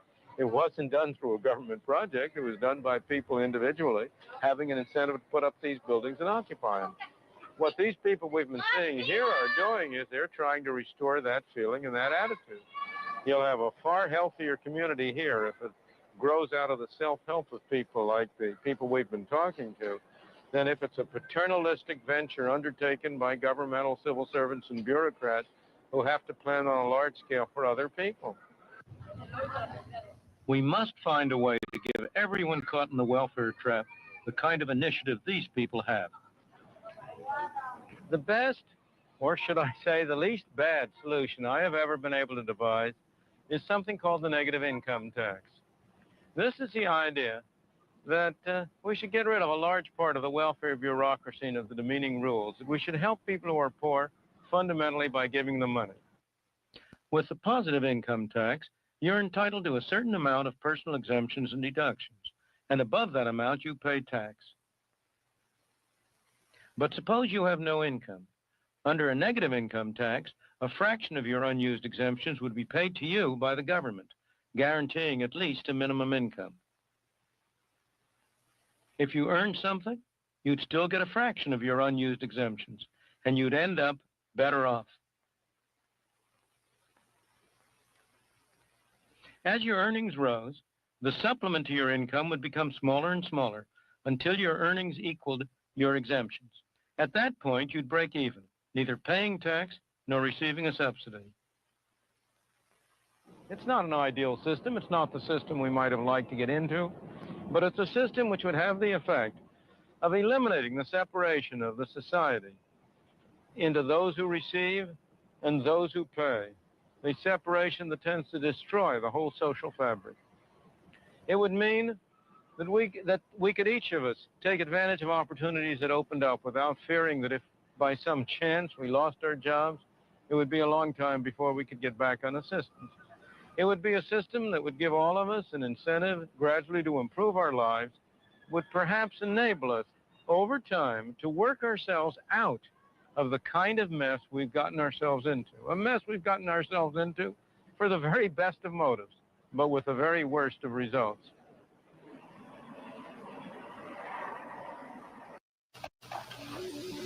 No, I could never fit in that. Never get in that at all. This is more like it. Now, what's the whitest thing you know? Whiter than the driven snow, whiter than the whites of your eyes? Before I get back into this video, right? Let me explain something to you, Israel. The white man is the devil that the Bible speaks of for a reason. They are freaking diabolical. Did you hear that breakdown of the welfare system of back in 1978? What do you think that spawned what we see today? Fathers out of the homes, women living off of subsidy housing and governmental assistance, having 5, 6, 7 babies, living in the projects. You understand? Getting government assistance, not working, not getting no money, or they got their man on child support, killing his pockets, and don't have multiple children with multiple baby daddies. They're funneling their lifestyle through another man's pocket and keeping him out the house and keeping the children from him at the same time and getting away with it because you want to suck the rod of the white man. You want to kiss up to the white man and call him daddy. It's diabolical. I got plenty more videos. I'm going to get to it. So let me break this scripture down real quick. This is Revelations chapter 1, verse 5. And from Jesus Christ, who is the faithful witness and the first begotten of the dead and the prince of the kings of the earth, unto him that loved us and washed us from our sins of his own blood. You understand? Through love, brotherhood, and righteousness, our King, Christ, sacrificed himself with his own blood so we can get it, so we can live. He got tired of them unaliving us, even though they don't stop. Even though they do not stop. But he made a large attempt to try to salvage us, even though that they continue to destroy us. And that's the sad, harsh reality of things, right? If we go to the book of Hebrews, chapter 11, verse 3, it says, through faith we understand that the worlds were framed by the word of God, so that things which are seen were not made of things which do appear. Meaning, what you see that wasn't made was created by the word of God, by the Most High God. The clouds, the sky, the sun, the moon, and the stars. That was created by the Most High God. Stuff that we see that's tangible, like this Google machine, and these glasses and stuff, that was created by man. We're to believe what we see that was created by the Most High God, not what appears. I pray I'll understand. All right, let me get back to this one video, and then I got a series of them to run down.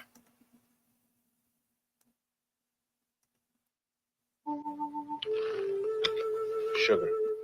Non-integrated, non-black, sweet sugar. But you see, there is a black man in your sugar. His name is Norbert Rillier. Norbert Rillier in 1846 invented a vacuum pan that revolutionized the sugar refining industry. Now, you have to dig to find that fact. I mean, it's not much history, but it's still history. Now, what do you stand in? In your shoes. Now, there's just you and your shoes, isn't there? Nope. See, there's a black man standing in your Oxfords with you. Sharing your soul and your heel is a man, his name is Jan Ernst Metzeler. And in 1863, this is a drawing by the kids, Metzeler invented the machine that made mass-produced shoes possible. Now, you have to dig around for that fact, too. And again, it's not much history, but it's history.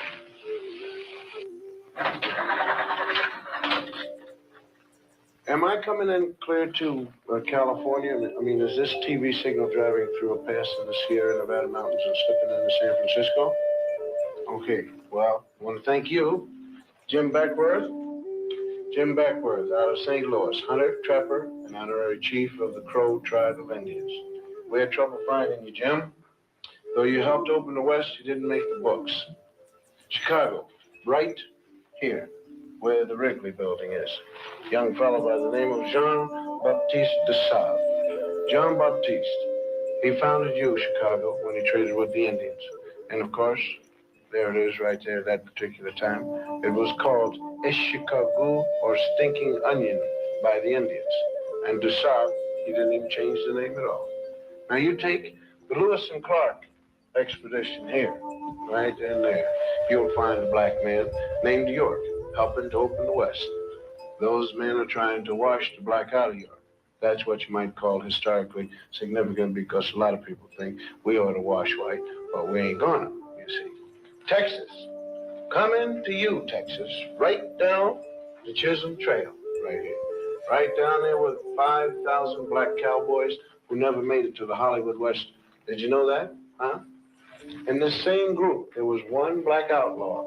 His name was Deadwood Dick, who claimed his soul brothers were Bat Masterson, Billy the Kid, and Jesse James.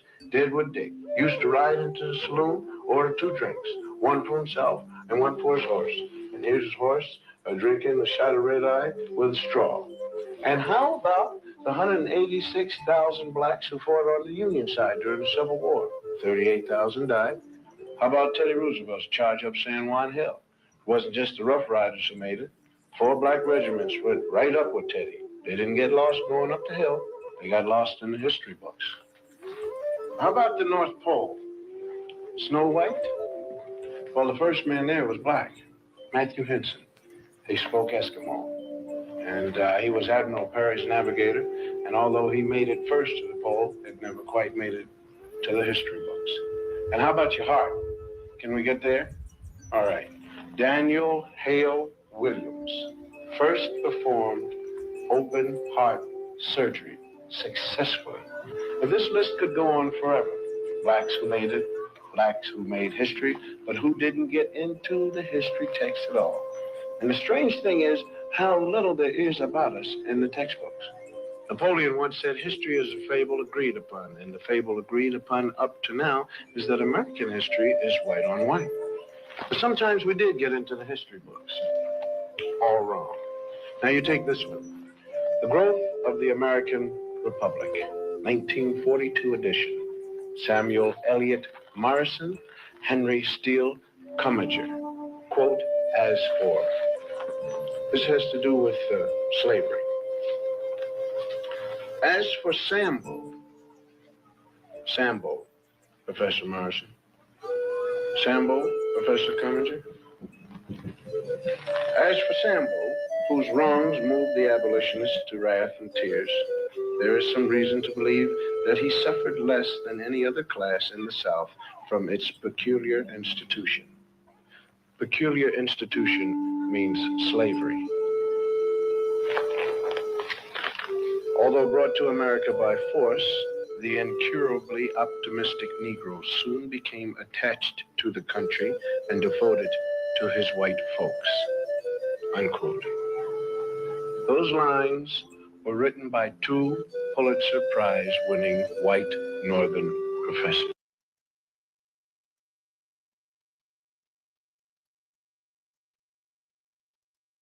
All right, before I get to the next lineup of videos, let me break that down, right?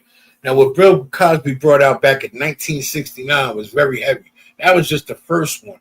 He did 7 videos. I showed one previously. I'm going to make it a whole class to show all of them because they're a little lengthy, between 5 and 7 minutes. So I'm going to stretch it out and break it down for you. But what he bring out is so heavy because he's breaking down our history and our heritage from 1969, which has happened to have been the same year Commanding General YAHANNA, you understand? Not even Commanding General YAHANNA, the original 7 heads had the spirit of the Most High God, and they brought the truth, which began the ISUPK, what we have today under Commanding General YAHANNA. You understand? Here we have the, and it's like a Shalom, Yabashim, Yabashab, Rakatah, so it's done in the chat. Was the book of Acts, chapter 15, verse 20. but that we write unto them that they abstain from pollutions of idols, and from fornication, and from things strangled, and from blood. Meaning, if we refrain from all the idolatries and the fornication and all the sin of the world and everything that the oppressor presents to us, all the stuff that the white man try to push to us and show us or teach us that's good when it's really evil. You understand? When he say, go ahead, smoke weed, I'm opening up smoke shops and dispensaries and legalize it for you. Yeah, go ahead, smoke that fentanyl. You need it. You understand? When he tries to destroy us by giving us fornication and drugs and alcohol and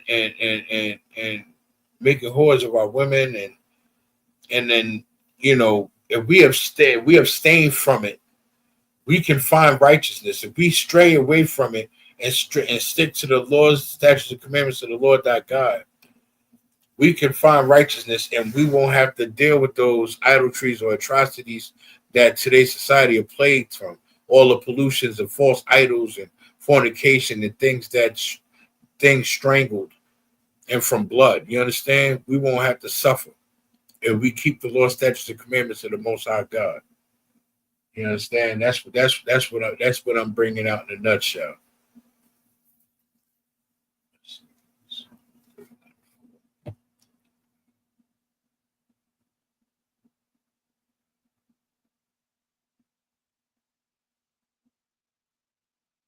Now, for history purposes, if we go to the book of Psalms, chapter 139, verse 4, it says, for there is not a word in my tongue, but lo, O Lord, thou knowest it altogether.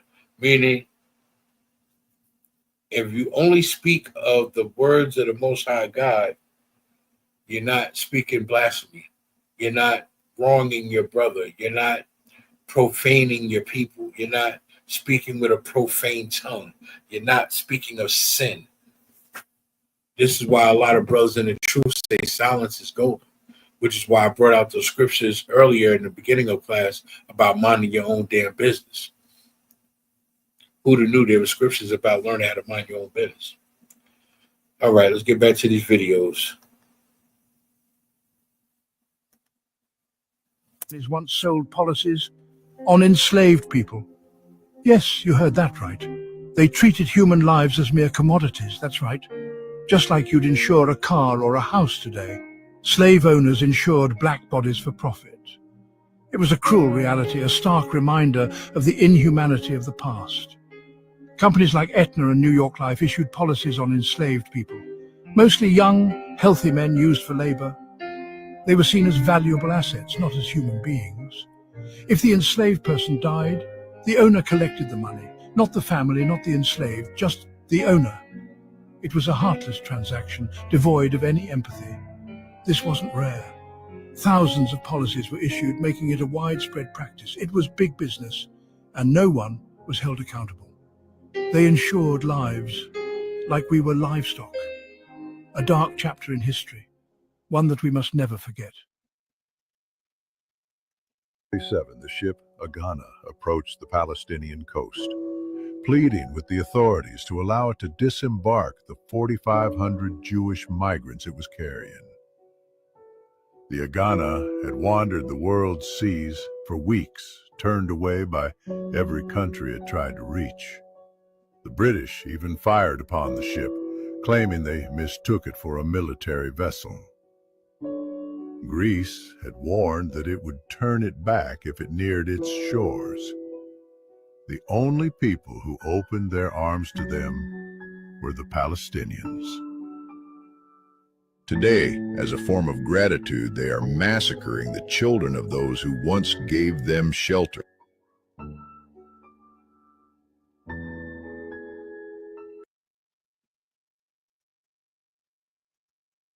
States created human zoos where indigenous people from Africa, Asia, the Americas were displayed in cages. These people were forced to perform dances and act tribal for the viewers. Otabenga, a Congolese man, was caged alongside an orangutan in Bronx Zoo in 1906. He later took his own life. Entire African village was reconstructed in Paris and Brussels, where white children... And just so y'all know, that last one, when it was talking about Jewish people, and the only people that took them in was Palestinians, and that's why they're bombing them now, Palestine and Gaza, because they know that they didn't belong to the land of Israel. They knew that the identity that they stole were of the Israelites. That's why. And threw food at the caged people, while the world pointed and laughed. These events were framed as education to justify colonialism. Human zoos existed for over 50 years, and most have never heard of it.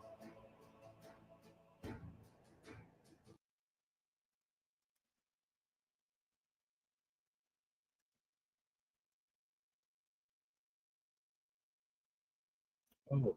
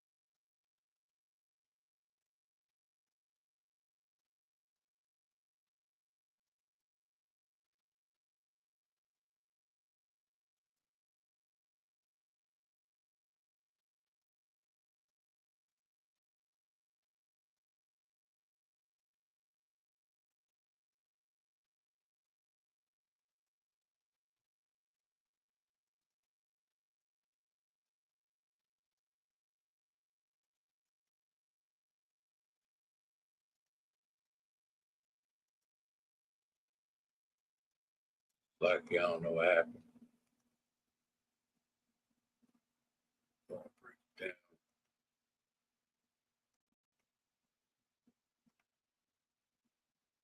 So powerful it shaped modern civilization. But here's the truth they erased. Keep watching till the end. By the 8th century, the Moors ruled Spain for 700 years.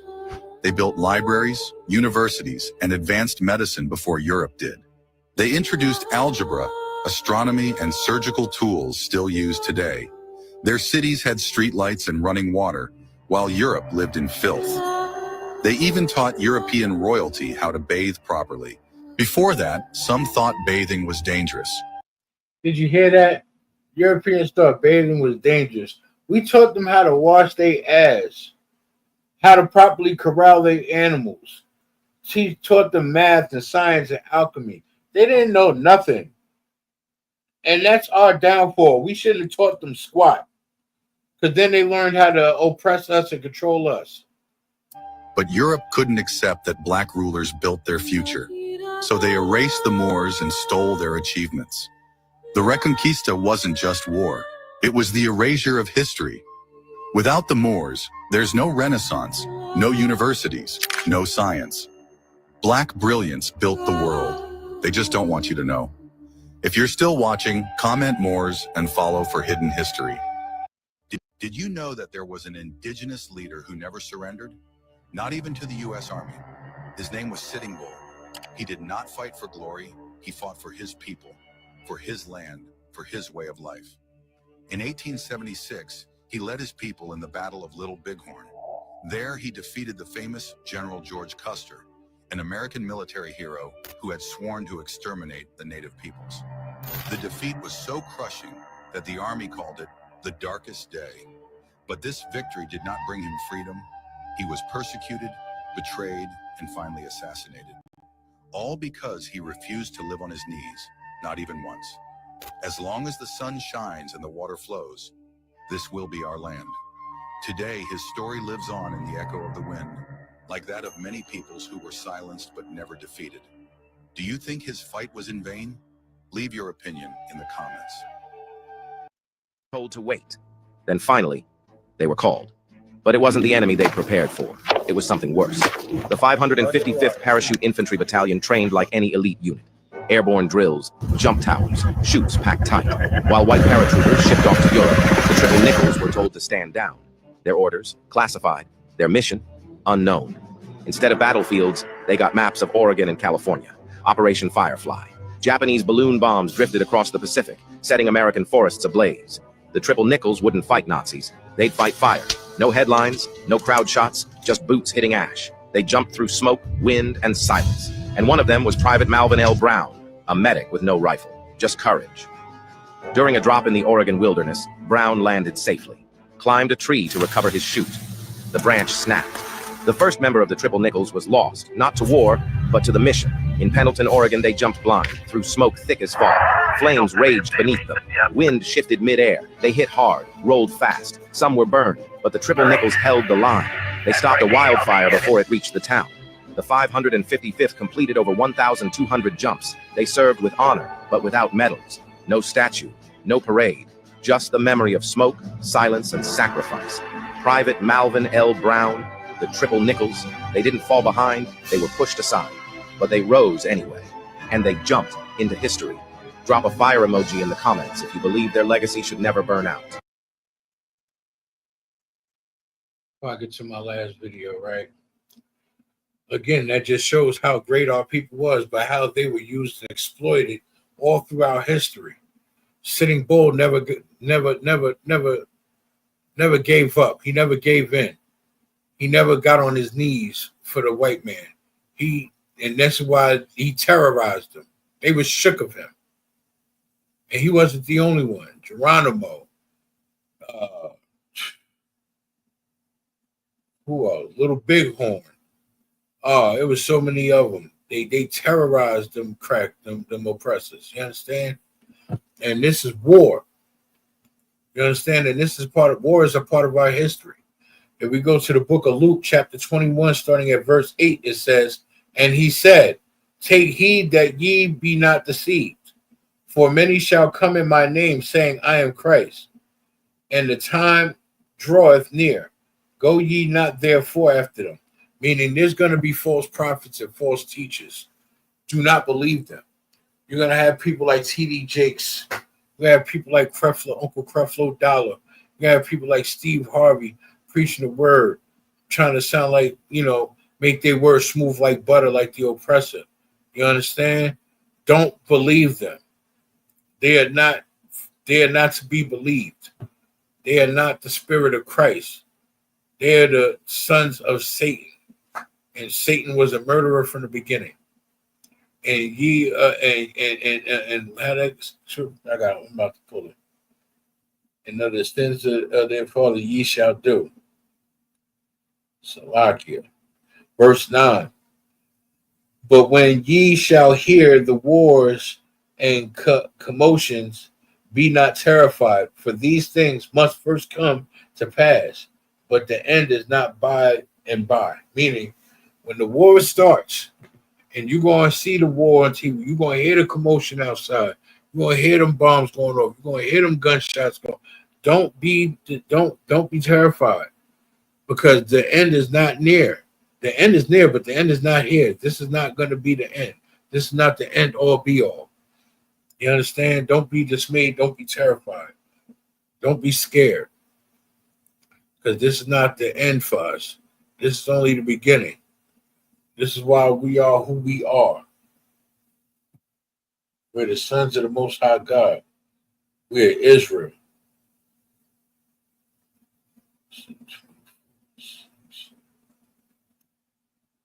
If we go to the book of Matthew, chapter 24, verse 6, it says, "And ye shall hear of wars and rumors of wars.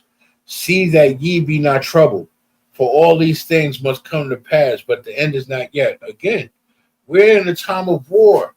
World War III is in the midst. You got Russia and Ukraine going at it. You got Palestine and Gaza going at it. You understand? We got the U.S. butting into other people's business, trying to not ruffle feathers, but you starting stuff. You understand? Like they is all in the midst of it. We are not to worry about it. You understand? We are not to be dismayed. Don't be terrified. Not worry about it. Our end is not here yet, Israel.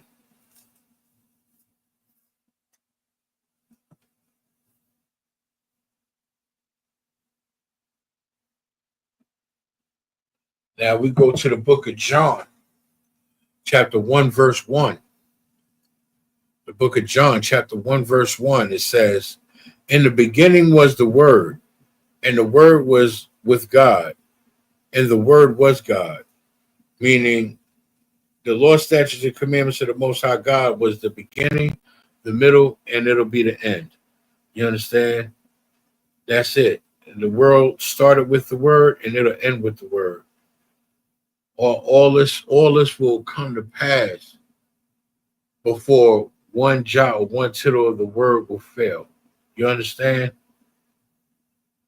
Like the Most High God made it so that these law, statutes, and commandments will stand the test of time.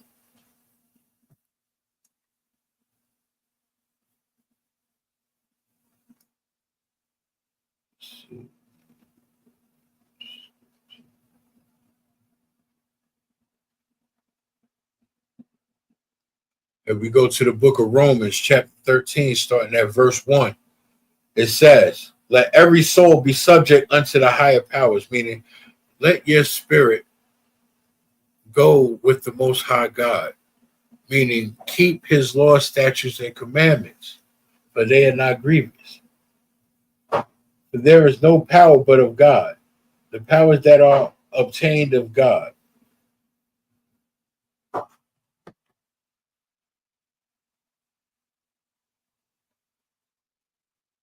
Meaning there's no power but of the Most High God.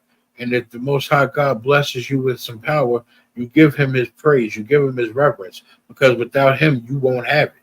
Without the Most High God, Christ wouldn't have had the abilities to commit the miracles that he did. You understand?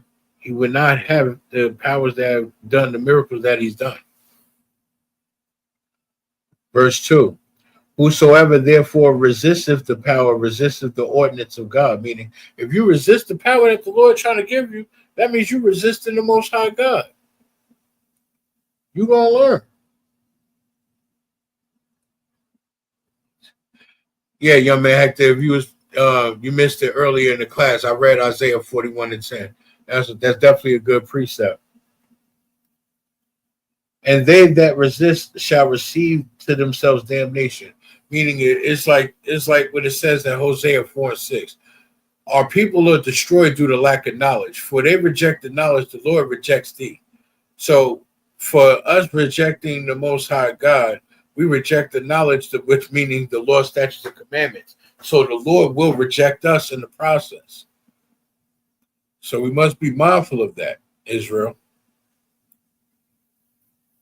I'm not gonna go through all the chapters, but I'm gonna keep it right there for right now. I'm gonna play this last video. I'm gonna wrap it up.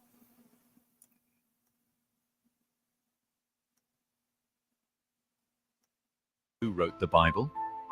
This man gave us the Bible most of the world uses today, and he was in love with men. King James married Anne of Denmark. They had 8 kids, but Now, so there's no confusion, this is King James of Denmark, not King James of Scots that wrote the actual King James version of the Bible. Because Christians will sit there saying, oh, well, King James was a white man and he wrote the Bible and King James was getting hush. But his heart was elsewhere. Married with children, but love was complicated. He called George Villiers his sweet child and wife. He wrote love letters. He gave him a dukedom. Everyone at court whispered. Foreign ambassadors wrote home. But James didn't care. Everyone knew. Despite the rumors, he commissioned the King James Bible, a book still used in churches today. James was a man of God and a man who loved other men. One truth made history, the other was buried. James Buchanan, the 15th President of the United States, is often remembered for his controversial presidency on the eve of the Civil War. But what most history classes leave out is that he may have had a long-term romantic relationship with another man. Buchanan lived for more than a decade with Alabama Senator William Rufus King, a deeply connected political figure in his own right. The two men shared a home in Washington, D.C. They were so publicly inseparable that their contemporaries, including Andrew Jackson, referred to King as Miss Nancy, a homophobic slur even then. When King was sent abroad as minister to France, Buchanan wrote to a friend, "I am now solitary and alone, having no companion in the house with me. I have gone wooing to several gentlemen, but have not succeeded with any of them." That's a direct quote from a US president.